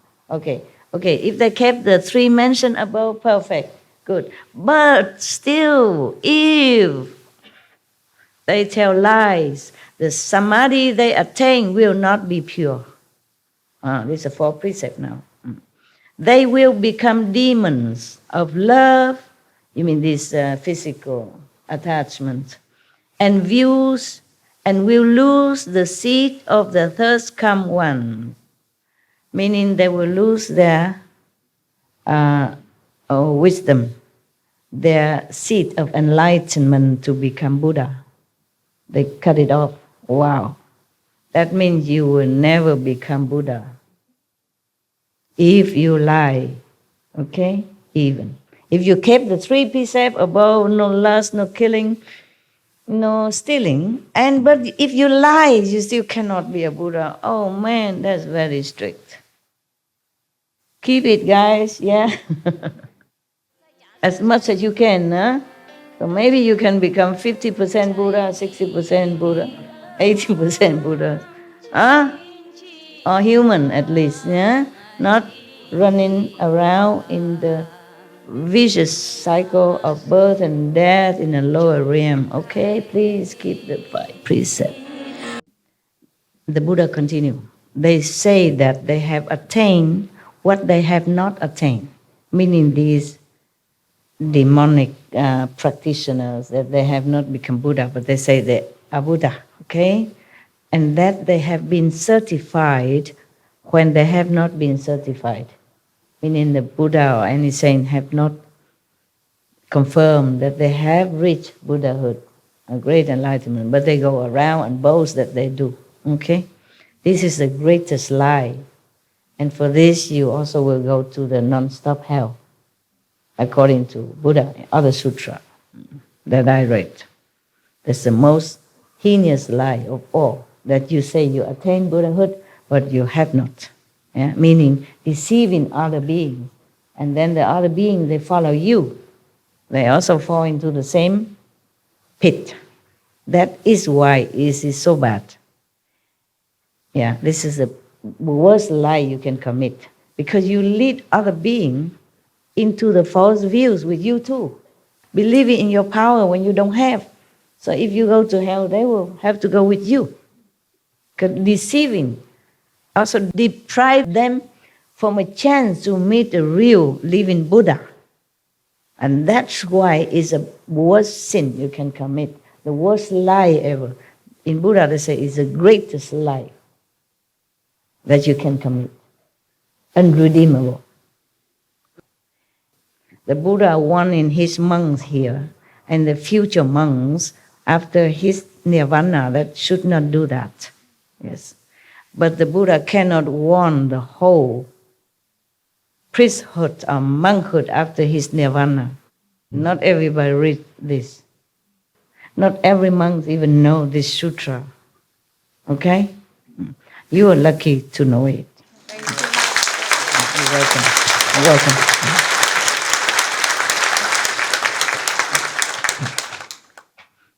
Being a monk and nun is a very noble position, but you have to really fulfill that position with nobility, humility, and above all, enlightenment before you even go out and preach to others and let everybody believe you. A blind lead the blind or fall into the pit. Yeah. Continue. Perhaps they seek to be foremost in the world. Yeah, fame, fortune. The most venerated and superior person. Buddha suspect that that's why they say they attain Buddhahood when they're not. Okay? When they have been confirmed as a Buddha and they are not. Okay? So the Buddha very polite. He say, perhaps. He doesn't say for sure they want fame and profit. Perhaps they seek to be foremost in the world, the most venerated and superior person. Perhaps not. Yeah. Perhaps, I also think maybe, perhaps or perhaps not. The reason was that maybe some monks or priests, maybe they just ignorant. Yeah. And then puffed up by surrounding followers or passerby or whoever, and then, and then he think he is really enlightened. So perhaps he knows he's not enlightened. Perhaps he thinks he's enlightened. Yeah, because of circumstances. Not necessarily that he wants fame or profit. It just, by the way, maybe. Yeah, so Buddha say perhaps. I also say perhaps so. Yes. To their audiences, they say that they have attained the fruition of Sotapanna, means some great enlightenment status. Yeah. The fruition of a Sakridagami, the fruition of an Anagami, the fruition of Aharship, the Pattaya Buddha vehicle, all the various levels of Bodhisattvahood up to and including the 10 grounds in order to be revered by others and because they are greedy for offerings. Buddha say perhaps, or this reason that some people claim that they have become Pattaya Buddha or they have become such and such Bodhisattva or just one time only return and never come back again, etc., etc., at different levels. And they want offering from the people, greedy offering. Because some believers, they offer anything. So that's all the reason the Buddha suspect why somebody proclaimed that they have attained this and that when they have not, okay? Now the Buddha continues. These Ichantikas, meaning the great liars, Ichantika is a Sanskrit term for such kind of people who lie about enlightenment and their saintly status. That's Ichantikas, yeah? Not normal liars. These are Ichantikas, mean greatest liar, the worst liars, yeah. These Ichantikas destroy the seeds of Buddhahood just as surely as a thala tree is destroyed if it is chopped down. A thala tree or any tree, okay? If you chop down a tree, it's chopped down, right? No more chance to live. Similarly, these Ichantikas, mean the greatest liar people, cut down their seed of future enlightenment, of Buddhahood, like a tree being chopped down. This is so bad when you lie about your achievement in spiritual practice. Should never do that. If you lie about something else, mundane way, or because of any necessity, good excuses, maybe still can be redeemed. You can still be helped and saved and become Buddha. But if you lie as Ichantikas, then you finished. You can never be anywhere near Buddhahood. You cut off your seat of enlightenment, of Buddhahood. So you'll be recycling yourself as ghosts and demons, and the most is, low devas in the low heaven, or Ashura, okay? Have power, have retinues, have followers, have magical power and all that, but you will never become a Buddha. So beware of that. Buddha continued, I command the bodhisattvas and arhats to appear after my extinction in response bodies in the Dhamma ending age. Response body is similar to the light body. Transformation body, light body. Not the real physical body, but the appearance of the body in light. So the Buddha appealed to the Buddha, Bodhisattva, and the Arhats in the future, use their transformation body in the Dhamma ending age, when the Buddha has gone to their nirvana a long time, maybe 300-500 years after, and to take various forms in order to rescue those in the cycle of rebirth. Yeah, because Ananda has asked how he can help. So the Buddha keeps saying all this method. And he even appealed to all the Buddhas and Bodhisattvas to help other sentient beings after he's gone. They should either become shramanas, white-robed lay disciples, kings, ministers or officials, virgin youths or maidens, and so forth. Remember, he said, appear in various forms, use a transformation body to appear as if you are king, queen, etc. So some kings and queens are maybe not real physical king and queen, but the manifestation of the bodies. If they are benevolent and kind, then maybe they are a bodhisattva manifestation. Okay, and so forth. And even prostitutes, widows, profligates, thieves, butchers, or dealers in contraband, doing the same things as these kinds of people. Why? They praise the Buddha vehicle and cause them to enter samadhi in body and mind. So the Buddha requests all the future monks, nuns, bodhisattva, saints, to please use their power of transformation to appear in different field of life, in different jobs, in different positions, even as prostitutes, as butchers. They're doing the same job with them. Appear like a prostitute with the prostitutes people, and therefore mingling with them, and then slowly teach them, inspire them to know the Buddha teaching, the saintly teaching. So how much sacrifice any Buddha or Bodhisattva has to undergo, nobody would know. Even become prostitute, even become butcher. Though these are even against the precept. But you, as Bodhisattva, must do it so that you can befriend these kind of people. They are very difficult for any prostitutes or butcher to understand anything about Dharma, about true teaching. So you even have to appear to be like them and then bring them into the true path. So we should never look down upon anyone in any position, any job, however lowly or however despicable in our opinion. We should always have respect. Because they have Buddha nature inside anyway. Okay? One time I recite a poem about artisan, artisan or a prostitute. How sad she was when her so-called client left her in the middle of the night. She begged him to stay, and he did not.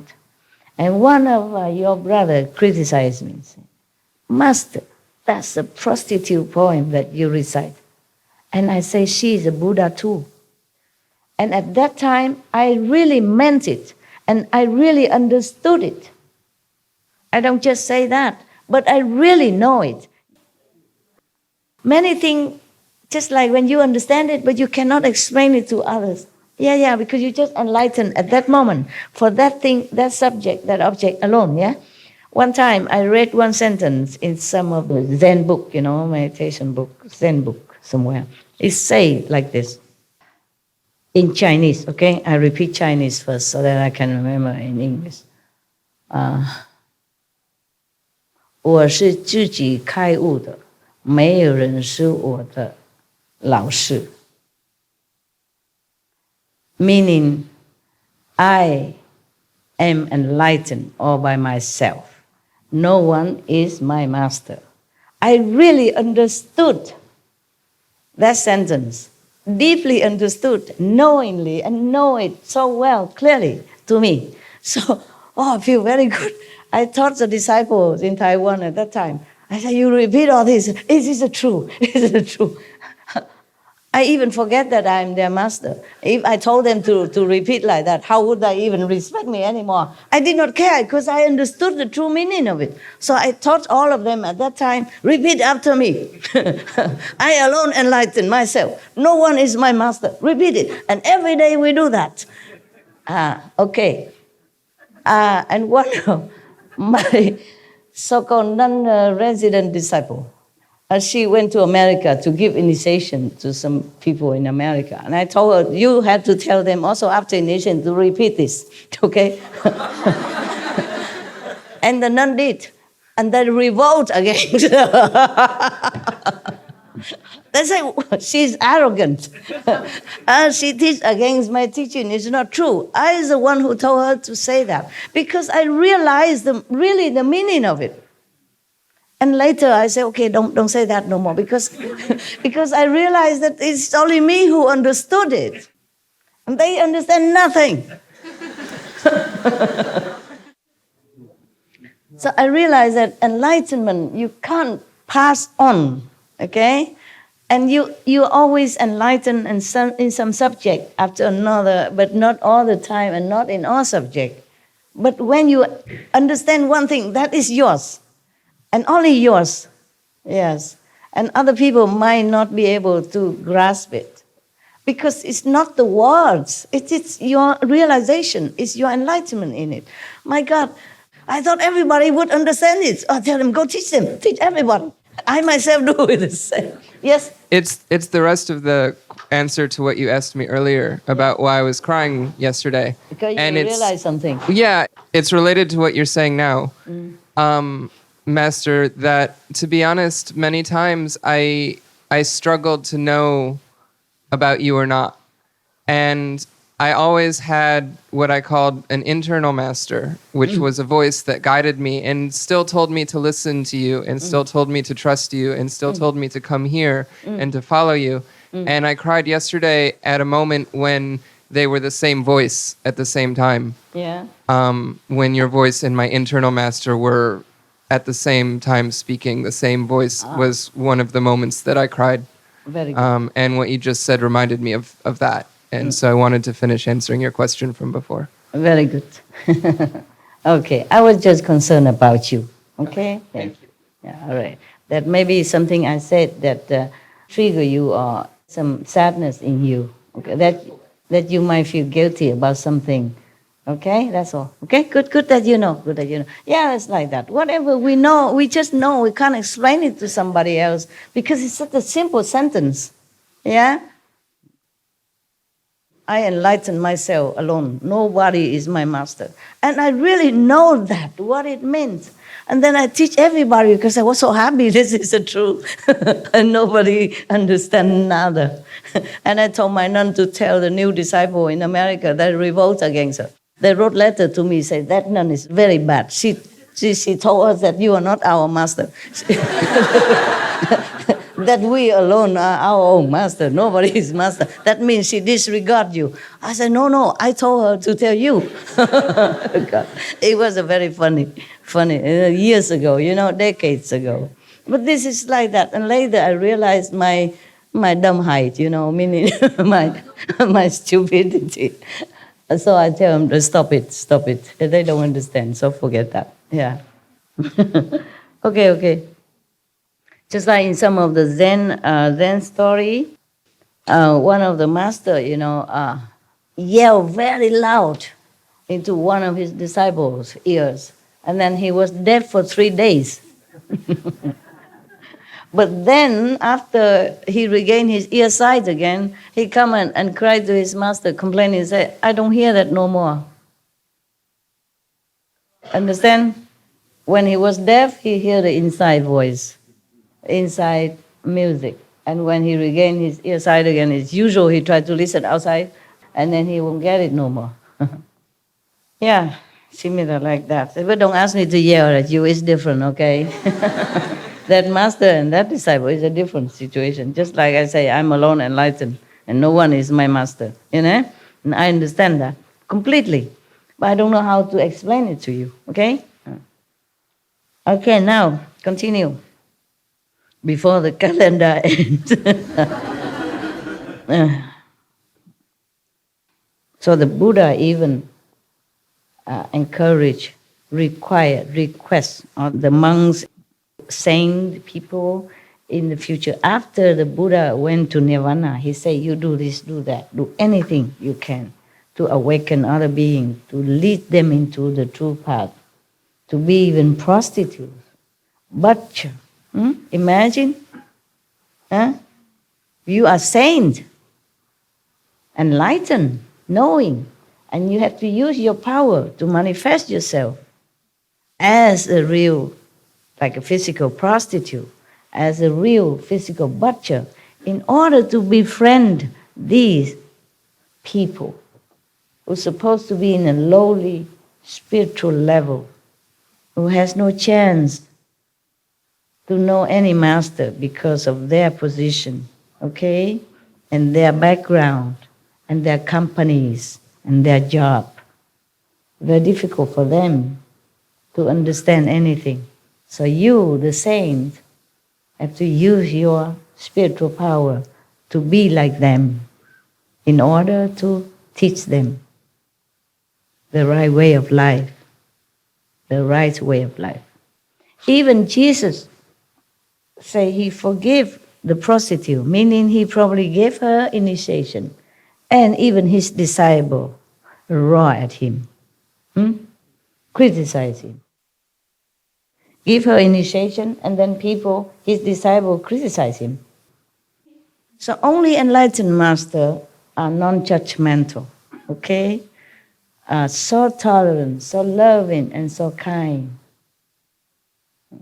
I made some offering, a substantial sum offering to a temple in Europe, because I knew the old abbot, he's gone now. He's gone now, the new one coming. The old abbot was an ascetic monk, very good monk. He's mostly skinny and very funny, very funny. He went to my house, sometimes stay in my house also, of course with other disciples. And he and other monks are very much respectful of me and loving me very much. So I still remember that temple, and I gave some donation to repair the temple and all that. I have reverence and love for the old monk, the former abbot. Sadly, he's gone.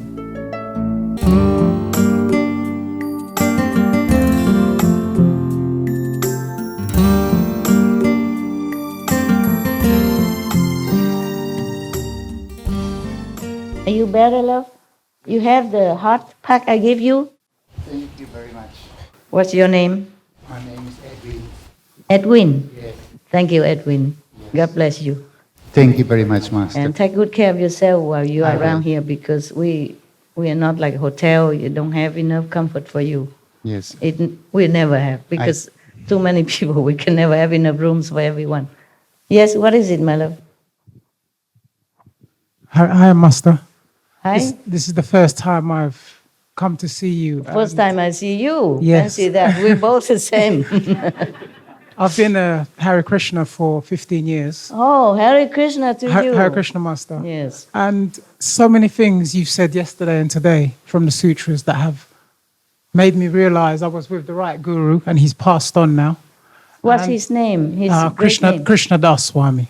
Oh, yeah. Yeah. Loving monk. Yeah, he was master. He made me feel the love of God than any other person I've ever known. Oh, wonderful for you. Thank him. But I'd like to just say two things now. His name is Edwin. My surname is Edwin. So I just want to say that everything happens for a reason, and I can feel his presence right now. Yes. All the points you've made today about the Vedic scriptures, It's the same like your master would say to you. Yeah, it's exactly. I'm sure. And yes. the continuation, but the love of master is. There's 4 words my Guru Maharaj always repeated to me. Please forgive me. I'm not trying to bring. Yeah. No. Why? Matri Deva Baba, worship your mother as if she's Lakshmi Narayan herself. What was that? Matri Deva Baba, like Mataji, but Matri Deva Baba. So worship any female is our mothers. Oh, And we should worship them as if they're God sent by God that way. okay. Pitri Deva Baba, our fathers are sent to us. Love and respect our fathers. But he always used to say the third one was most important, Acharya Deva Baba. The spiritual master and the guru who's sent, they're the only ones who can take us back to God. Yes. Our original mothers and fathers are there. They give us worldly knowledge. They help us. They give us all the things we need in this world to equip us for this world. But it's only a spiritual master or a guru who can send us back to the spiritual world and connect us back to God. I've watched many of your disciples on different lectures. And just watching the way you chastise them for the love of one disciple, Guru Maharaj always used to say, any spiritual master or guru has to be heavy. Because their relationship with their disciples Strict, you mean, is to yes. get them to go back to God. Yeah. Unconditional love. Yes. Master, I'd just like to say thank you. All I've felt here since I've been here for 2 days is unconditional love. Wonderful. Absolutely. By the candor of your own disciples, they're a living example to you. And I Yeah, couldn't they are. And they are. They're absolutely. But even this we're children. We Yeah, are I children, know. and we're trying to find our way through. And you've been sent to show us the best way back to God. Thank you, my love. And we're not perfect. But Master, please, thank you very, very much. I really, really do love you from my heart. And I will do the best to be one of your following disciples. Thank you. Hare Krishna, Master. Blessed is your guru who taught you the right things and the right way and the humility that he taught you and the enlightenment that he led you to. Please forgive me if I've offended in any way whatsoever. No. I didn't know the protocol, so I was just holding back, and this was the right moment. Never. Because the young gentleman, the Yeah. things he said, Yeah. really, really touched me. The fact that his inner voice and your voice came to him at the same time, that is probably the most perfect realization one can have. I and your masters are one. Thank you. Really, they're Absolutely. working together to uplift humankind. Yes. We have no competition between each other. We love each other and we are buddies. Hare Krishna, Master. Okay. Thank you. All right, thank you. Yes. Thank you for your loving comments, and blessed be your guru forever. May he always guide you and never leave you. Even though with me, my assistant, may he always be your guru, the best, and always guide you in perfection. And may you always remember him, your inner master. Okay, all right. This is very emotional to me. Any gurus are precious. In India, they revere guru more than God. They say, what God did to me, just throw me into the sea of suffering of existence. Only my guru liberates me, love me, protect me, and take me home. They praise guru all the time. Please forgive me again. I don't mean to interrupt. But there was what you said about the because I've followed martial arts all my life. So when you said that about these things, the Shaolin monks have this, Yes. the candles burnt upon their head as a self-sacrifice that they will do the best they can for mankind. Yes. Even what they're learning is to serve their nation, to serve their community. Yeah. So when I heard you say that, after all this time, it was such an enlightening thing to understand why these three. It was really, really wonderful. I never mentioned it before. Yeah, and having come here, all the Shaolin monks, all the Buddha Dharma, everything is this whole place. It just happened already. Absolutely. They exist before we bought it. So I just keep it as is. No, I was going to maybe ask for Jesus statues outside and some other master to put around to compete with all these monks. Some things we have removed. Yes. And the former owner removed. But the former owner also vegetarian. That's why they were very happy that we bought it. He worried that some other business come in and do the killing and meat and every day. And he's very happy that we're vegetarian. Okay. Just one more thing and then... Tell me. What you were saying about the grains, what you explained about Buddha, the Buddha saying about the grains. In Krishna consciousness, we keep Ekadashi 2 days a month. Yes. And we fast from grains and beans. So it all ties in. Everything Guru Maharaj just said, you not only have you confirmed it, but you're taking it to that next level. And in this age, to have a living master gives everything a lot more potent. And we need to realize this is not just by chance. Guru Maharaj used to say, we are the most fortunate people on the planet in this age. It is. But we're the most unfortunate because at every given moment, we will turn our backs on God through some kind of distraction. We know the names of God. We know His love. And yet at every given moment, Maya will play with us. But we are the most, in this age of Kali Yuga, we're the most treasured because every person we meet, we're given God's name or His love in some way. Yes. And your disciples do live to this. You're the first person I hear who talks about the planet or the cosmos or the universe as one. You care so much about all the living beings. Just to see this. I remember when I watched the lecture. Just natural. Yeah, but everyone is trying to destroy the world. Everyone is arguing in the world. Everyone is upset with their neighbors. And here comes Master who just talks about saving the planet. I remember watching you cry in one of your lectures because of so many animals that had perished. And it just left me that evening. It was just totally. I got introduced to you 5 years ago. And I've just always been interested. And to be sitting here now, listening to you is almost like I'm listening to the lecture. I had trouble focusing on you because I'm trying to be. So please forgive me. I will not take up no one else's time. What are you doing? No. Thank you, everyone. What are you Thank you so saying? much. This is for everybody. It's a retreat, and it's you are enlightening people. It's very good. No, thank you very much. So they don't look at my calendar. That you look at yours. You're saving me. Yeah, it's good that you say something that is so noble and kind. It's you uplifting them, you enlightening them. Yes, and I'm so proud to have you among this congregation. Yeah, continue to be a good monk. Continue to be a good nun. Okay, and the Korean nun or whomever, where are they? Normally, I said a long time ago, the nuns and the monks should sit in the front, so that you don't rub elbow with them and keep them more pure. There's a Korean monk there, nuns there. You come sit here. The nuns and the monks come sit here. I just don't want people to rub off on you some of their mundane energy. If you like, please sit here. Normally, I tell them to let the monks and the nuns sit kind of a little separately, distantly. They have forgotten. And I can't keep saying that every day, you know. No matter if you think you're equal to them or not, you're monks and nuns and you deserve more respect and distance, okay? So you feel like you're still at home. When you go out and preach and then you mingle with people, it's different. Here, come here, sit. Yeah. If you like to there, it's fine. And the Hindu nun, you stay there, okay, you sit. Kamsahamnida. That's all I know. Anasio. And Hindi, I don't know much. Only Bahut Acha. Bahut Acha. Bahanji. sister, great sister. Ji is mean great, okay? So if you don't know any other Hindi, you just say, Namaste Ji, then it's fine. People know you respect. Okay, can I continue now? You have any more? Oh, so your calendar is very short. I was happy that he took over some of my calendar. Now he stopped. Feel free, okay, to speak anything you want. You also? Okay. Good, wonderful. I can forget my calendar for now.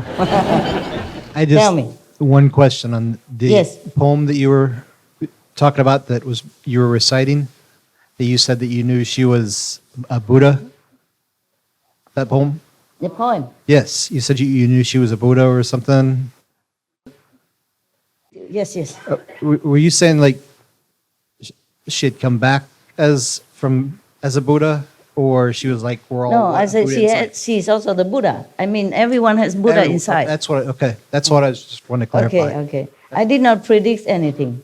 I just looked as a soul level. I didn't know she was. I didn't know she was. No. coming back. It's not Okay, like that. No. okay. I just said it as a fact that she has Buddha inside, and we should have the same respect. And I say that because that moment of realization, of true statements, okay? But if I say that to other people, maybe they don't understand what I'm talking about. Maybe that's why you're a little bit confused. I did not predict. I state the fact that she's a Buddha, so there's no need for him to talk to me like that about her. That's what Yeah. I was thinking, but I just wanted to clarify. Yeah, it's clear now? Thank you. Okay. I thought you took over my calendar, but you just have a short question. Fine. So I still have to continue. Okay. When I said that to that Vietnamese disciple, I really understood that. I really meant it as well. But when I say it now, it's not the same like at that moment. Because I really meant that. I really knew that. I really understood that she's a Buddha inside. I look at the soul level, you know. Sometimes I look in different eyes. Yeah? I had a question, actually. Something you said a long time ago made me think of something. But since you're inviting calendar talking, I figure I'll ask. It's about doubt, Master. I wonder about how doubt works in the mind, because it's interesting that sometimes it seems not like my mind is doubting something that it believes. It's like I have two minds, one that believes and one that doubts. Yes. Earlier today, for example, I discovered a tree in our meditating area, and it was like it was a very powerful tree. It kind of called out to me, and I touched it, and it felt like maybe Buddha tree or something like that. And I felt this powerful energy from it, but I doubted it, and I had somebody else come, and I just said, "Hey, touch this tree." And they did, and they smiled for a second, and then after a few seconds, I saw like this tree reaction, and I'm like, "Oh, you feel it too." You too felt it. And I knew that it was true, but then also the other side, the other brain doubted it, and I had another person touch the same tree and watched the same thing on their face a third time, and I know in my heart that this tree is powerful. Still doubt. There's still that voice somewhere in the brain that says, "No," you know, and I don't Kill know that voice. how. How do I kill that voice, Master? Just ignore it. Okay, You're a smart person. You should know which is correct, which is not. I do, Yeah, so then but the listen voice to yourself. still talks to me. Ignore it, okay? Okay. You're a smart person. You know what's right, what's wrong, okay? Okay. No need to doubt when something is real. I told you guys some times ago, last year or something, in one of the lecture, I say in Sihu, I say this tree, that tree, that. Many of them on the 5th level even. At least 3rd level or 4th level. I found one of them. Yes. So they are in the world to bless the world. How else would they be able to give oxygen to us? I say all the trees, you know, some of them very high level. And I point to some of the trees and see what they are 5th level, okay? And they're blessing the world. And we are the one who kill them without thanking, okay? So you experience one of that. But if you touch a tree again tomorrow, you might not feel the same, okay? It might not reveal itself to you. Okay, so don't be surprised if tomorrow you come to and, nothing happened. Maybe I was wrong yesterday, and you doubt again. Don't do that. Be spontaneous. Be a child. Except you become a child, you cannot enter the kingdom of God. What is kingdom of God? Is this blissfulness that you feel inside, the happiness, the childlike innocence, fearless, okay? Only love and happiness. That is a child, the kingdom of childhood, okay? Kids, they don't fear anything. They're always happy, okay? All right. I'll tell you one story. Sometimes when your mind is pure, you perceive things around you. And other time you don't, okay? One time I was in Sihu. I took care of some of the workers, SMTV worker or some resident. And I told them they have to buy a sofa. Because the office is very austere, Only a table and a swivel chair, yes. And a computer, nothing else, austere. We were so hurried to make the SMTV that I have not allowed time to do the decoration for them. I said, we have to do it now. The war is starting soon. We must do it now. Forget about decoration because they promised another 2 months until the office finished. I said, why? It's all done. We have table, we have chairs. Oh, we still need to decorate. I said, no. We have to begin now. So we begin without any ado, without any picture or decoration on the wall, nothing, okay? But I say you have to be comfortable, because you work all day and you need some sofa, okay? Sometimes if you're tired of sitting, maybe you can recline on the sofa and do some computer work. So I told them, why are you laughing? That's what I told them, okay? Longer sofa and comfortable so that you can even, resting while you're working. Or when you need to take a rest, a little nap at midday, after lunch, or you just sit there comfy to meditate.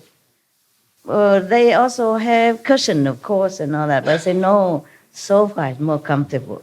So you can meditate. Understand? Yeah. So I told them to buy some sofa. Okay, they bought similar sofa for everybody, including for me. Oh, I told them I hate this sofa. Because it's so narrow, and very high in the back is okay. It's not all that. I say, I don't really like this sofa very much. I imagine you would buy, because I didn't see their sofa yet. I only knew my sofa. It's a very narrow and a very high in the back, okay? I say, you okay with all this? They say, okay, master, okay, we're okay with our sofa. Very comfortable. So meditation or resting, I say, you can also sit there while you're eating, take a rest from your computer. Yes, put your feet on, or meditate, or eating, relax, so you don't always have to work too hard, all the time. Take a break. Sit on the sofa, lay on it, do whatever. Read a book or whatever. Okay, fine. Listen to music, whatever. Okay. So we bought many sofas. I say buy as many as you can put in your room without crowding it, without uncomfortably crowding it. So they bought many. And they bought some for me too. One. And I said, I don't like my sofa. You like yours? Oh, yes, we're very comfortable. We love it. We use it every day. I said, okay then, as long as you like it, it's okay. I don't want to keep changing my sofa again because it's heavy, People have to buy it and bring it in, bring it out. So I said, okay, I accept my sofa, but I don't like it.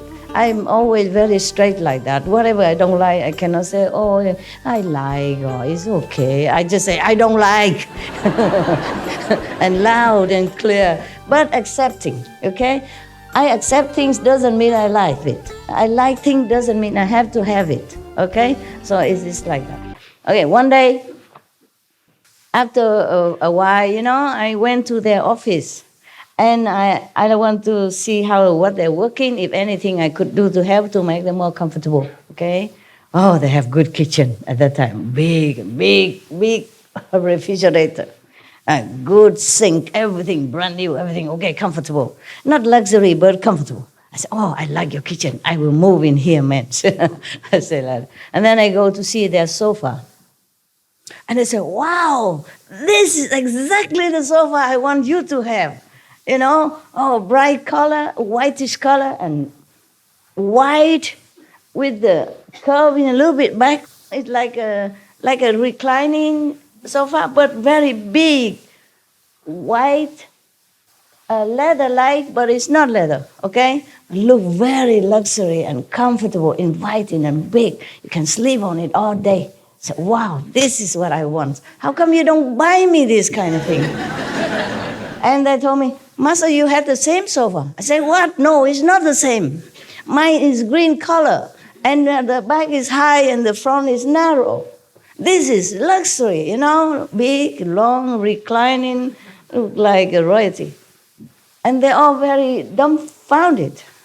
Master, you had exactly the same. I said, all right, okay, never mind. I don't mind. Whatever, okay, as long as you're comfortable, at least you're comfortable. And I keep wondering about it, why they lie to me. I know my sofa. It's not like that sofa. I know it. And later I keep calling one after another. I say, tell me what kind of sofa you have there. Just tell me, just between you and me. Master, you know it. It's the same in your office. I say, no, I want the truth. I say, Master, I swear to God, it's the truth. Okay. I say, they are not very honest to me. I say nothing. I ask the other guy, describe to me the sofa that I saw the other day. That I look in front of it and I say, it's a beautiful sofa. Describe it to me in color, detail. How big, how long, detail, color, what kind of color. And they told me exactly the same. Exactly the same like the other guy. It's greenish, I say, is it big in the front? No, it's okay, about this big. Then it's the same like my sofa. How about behind? It's like this high, the same as my sofa. No, not again. I told you, tell me the truth. I just want to know why you told me it's the same as my sofa. But it's not the same at all. Why would I praise a sofa when I don't like it? If I don't like my sofa, why I praise the same one in your office? I'm very straight and honest. I never say things that is not true. No, Master, it's the same one. 3, 4 of them, and all of them tell me the same thing. Oh, I was very frustrated. So I said, okay, tell me, is there another sofa somewhere that has been moved? Maybe before I was in your office, now it moved somewhere without you guys knowing. No, Master, he's always been here. It never has any other sofa anywhere else in the whole ashram. I said, how about in International Garden? Is it the same? It's similar, Master, just different color. I said, what color? I said, greenish also. I can't believe it. And then they know each other. They say, yeah, Master, stand in front of that sofa and praise it. So she loved that style and that sofa. It's not. Just my eyes. See different. It's the same sofa. Exactly the same. They buy many and they give me one. And they have 6, for example, like that. But I saw that day is completely different. It's the ideal sofa that I wanted them to have.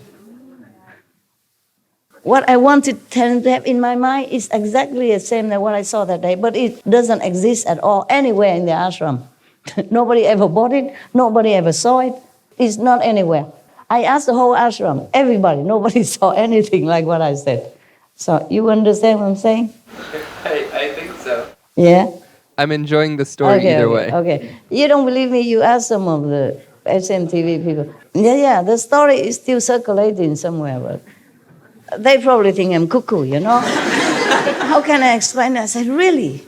It cannot be optical illusion because the color is all different. The size is different. The style is very royal-like, beautiful, reclining kind of sofa in your, beautiful mansion somewhere. White color instead of green. How can you see green into white? I'm not colorblind. I saw all the color. This is pink, okay? This is creamy color. This is deeper pink. And this is yellow, lemon yellow, for example. I know all the color. This is purplish, okay? This is deep purple. This is green. I'm not colorblind. I passed my driving license. It's apple red, green, White. Mauve color. They call it mauve, something like that. Skin color, okay? Kind of. I'm not colorblind. How can a green sofa appear into white, sleek, and shining leather-like, but it's not leather. Very inviting, very comfortable. Like you could stay there, sleep all day. And that's the sofa I wanted them to have. I told them to buy that kind of sofa. So I thought they bought it until I saw the difference. Until now, I still can't figure it out. So I asked the heaven, what is it? You tricked me or something? Why did I see the sofa, different color, different style, different size? This is your pure mind and make it like that. Just like one day I sat in my office, in the old house, I made into office with dog sofa and bed all over around me, yeah, so that I can work and be with dogs same time. There's nothing really much that you can envy. And then I looked outside before the dogs came long ago. When I first or second time came back to Taiwan, and I saw outside, oh, it's like Europe. Like European, it's not like the scenery that I have seen before, not like Taiwan style, not the same. So I said, where am I? I said to myself, where am I? I thought I came back to Taiwan. How come I am in Europe? The energy, you understand? The scenery and the energy, feeling is all Europe. It's not Taiwan at all. Different level of energy, different elevation. So I couldn't believe myself. I thought, I came back to Taiwan already. How come I'm in Europe? Are you there? No, I'm in Taiwan. Because the old table and all that is a Taiwan. It's just surrounding is like Europe. So I call everybody again. Where am I? Even one sister, the cook from Loving Hood in Austria, you know. I call her also, after all, because I don't believe the Taiwanese people. I thought they just say what I want to hear. So I call a Vietnamese cook. So I call her last minute. And last one I call. I say, am I still in Austria with you? Am I in somewhere in Europe? Are you coming here with me or you came after? Where am I? Am I in Taiwan or anyway? I know I went back to Taiwan. How come I see Europe? She said, you are in Taiwan, master. So I say, okay, I give up. Whatever, as long as I feel good. Yeah, the energy is elevated into different kind of more developed type of country. Taiwanese people, they're very kind, but they're very casual about their environment. Many places are very casual, you know. Maybe they're more inside. They don't care much of the outside. Yeah. I'm telling you, yeah. There's no end to all kind of things that I saw. Yeah. Master, talking about the trees and energy, I was recently in Vancouver, Canada, and my husband took me into a little village called the Whistler. It has 3 beautiful lakes, like the one picture behind you, yes. And talking about trees, I was so touched. We went into mountain to look the waterfalls, and coming inside, humongous big trees. The moment I stepped inside of starting in a wood area, I'm feeling the vibration of the tree, but immense love. I start crying, and my husband was in front of me. He looked back and he said, what happened? I said, I just felt the love from the trees. Forest, yes. I was just going and touching them and sending the love back to them. It was so touching that the energy of love and the vibration, so beautiful, pure love giving. They are giving us love. That's so true. That's beautiful. That is true when you can experience that. This is true like that.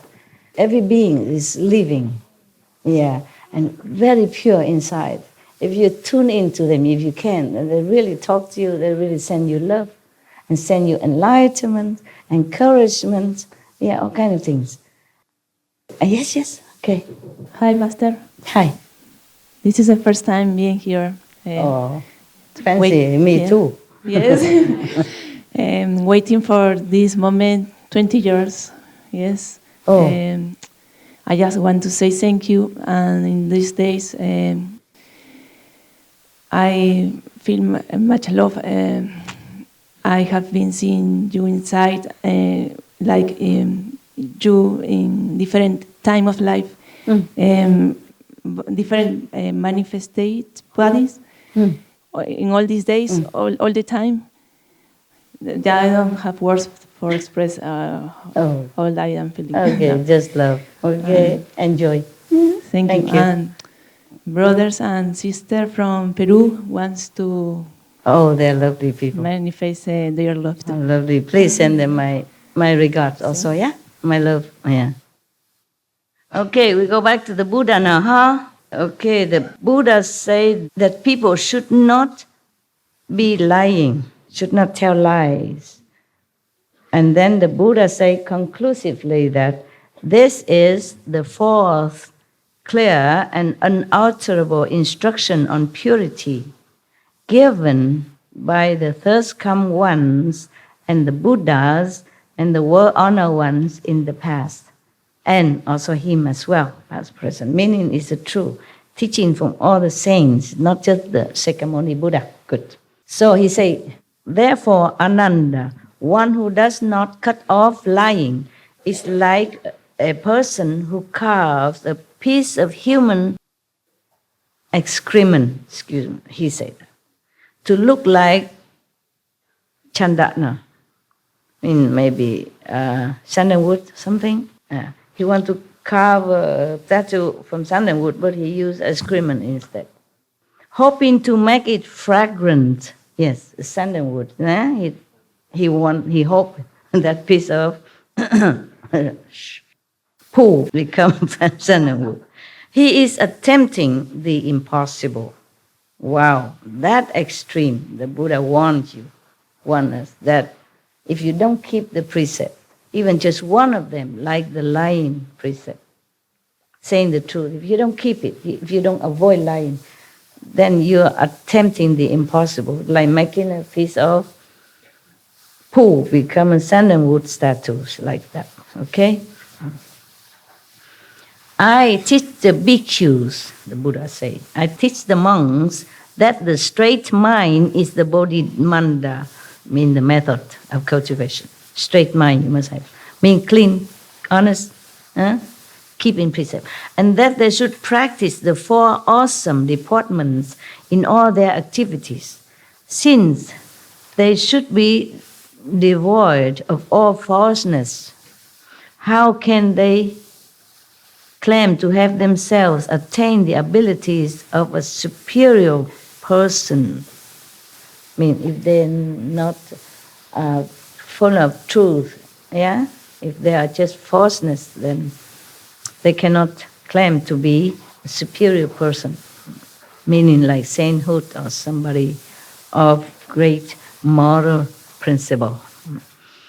That would be like a poor person falsely calling himself an emperor. For that he would be taken and executed.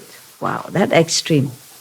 If we don't keep the precept, it is truly that extremely unfavorable for our practice. It's like the opposite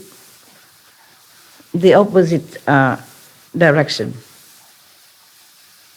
Somebody don't translate to you? You okay? Ça va? Bone? Bono? Okay. He just so mesmerized, he just then he forget to help you translation. He just sit there.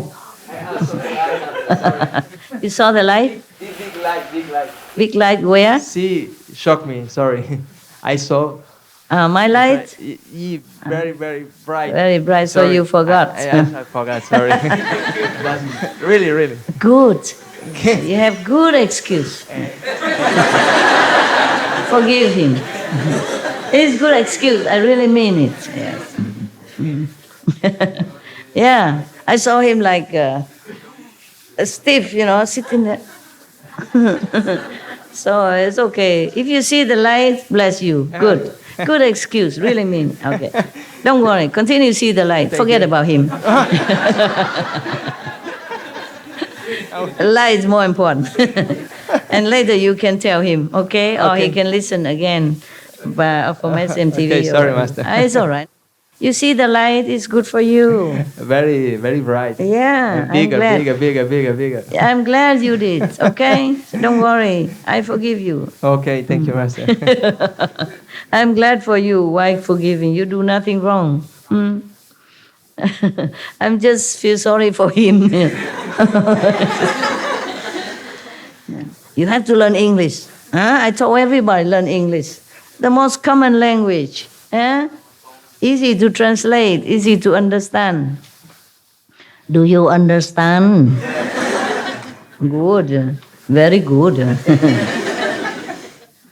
Okay. So the Buddha say, if we don't keep the precepts, the moral principle, okay, by avoiding tell lie, by being honest, by being compassionate, no killing, no eating meat, by being pure, in body and mind, then if we practice, it's as if we falsely claim that we are the king and we will be chop head.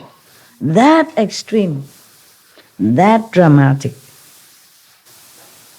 That's what the Buddha wants to really, really tell us. It is really important to keep precept. He went into all these extreme examples to make us really understand and believe what he's saying. The Buddha don't tell lie, okay? He would never. What for? He's a monk, okay? He don't tell lie. He has no reason to. He has no reason. If you keep a precept or not keep a precept, would the Buddha become any better? For himself? Benefit him in any way? Make him fatter? More handsome? More worship? No? Yes or no? No. So he has no reason to tell his monks any lie at all. So he told the truth. Even then he went to all the extreme parable examples, so that really they have to know this is very, very, very important to keep the moral standard. Okay. My humble opinion. Okay. Now, much less should one attempt to usurp the title of Dharma King. When the cause ground is not true, the effects will be distorted. One who seeks the Buddha's body, in the Buddha wisdom, enlightenment, in this way is like a person who tries to bite his own navel. Can you do that? I can't. No, I cannot. Meaning impossible. Can you bite your navel? No. No? No. Even Supreme Master cannot. You think Master can do everything? No, I can't. Buddha means impossible. If you don't keep the precept, it's impossible for you to be anything but these above mentioned demons, ghosts, and whatever, Yaksa, Dracula, whatever he meant. So, who could possibly succeed? He asked a question, but the question answers itself. So, if monks' minds are as straight as the lute string have strings, like instrument, musical instrument. If the bhikshus' minds are as straight as the lute strings, true and real in everything they do, then they can enter samadhi and never be involved in the deeds of demons. I certify that such people will accomplish the bodhisattva unsurpassed knowledge and enlightenment. He guaranteed that even from the mouth of the Buddha. He guaranteed that if we kept the precept and seeking enlightenment through meditation at the same time, he guaranteed that you will be enlightened. You'll be a saint. So believe the Buddha, even if you don't believe me. Okay. What I have said here is the Buddha's teaching. The Buddha said again, any explanation counter to it is the teaching of the Papian, means heretic. It's 1 o'clock, not true. My calendar really run out. Okay, tomorrow, yeah?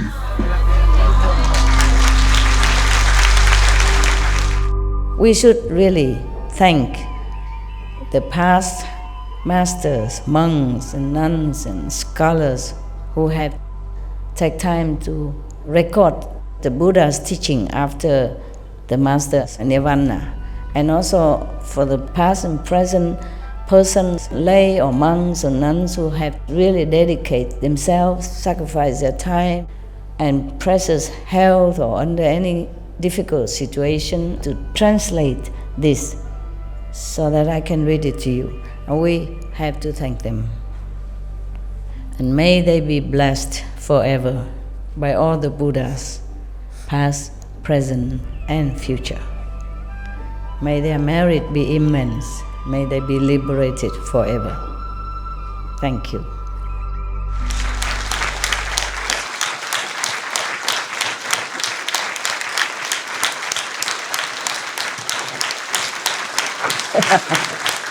Okay, curtain call long enough. Thank you. I thank you for being patient and listening with awe and and hurrah and all that. That's really keep me awake. Thank you, Yeah, for understanding, and thank you for being good. I don't know if I can finish. I don't know if I can finish what I promised you during this retreat, but we all try. Okay, Amrita Bapu.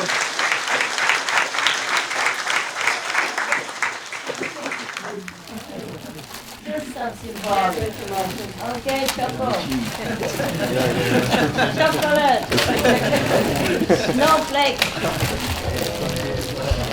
Give it to the old brother Leach. Here, from Ireland. I have so much respect and regard for you guys. So high in age and uncomfortable, still go all the way here to sit on the floor. God bless you. God bless you. God bless you. Yeah. Surely God will bless you. I will God I bless you. Okay. Share with your neighbor, okay? Sharing is a virtue, right?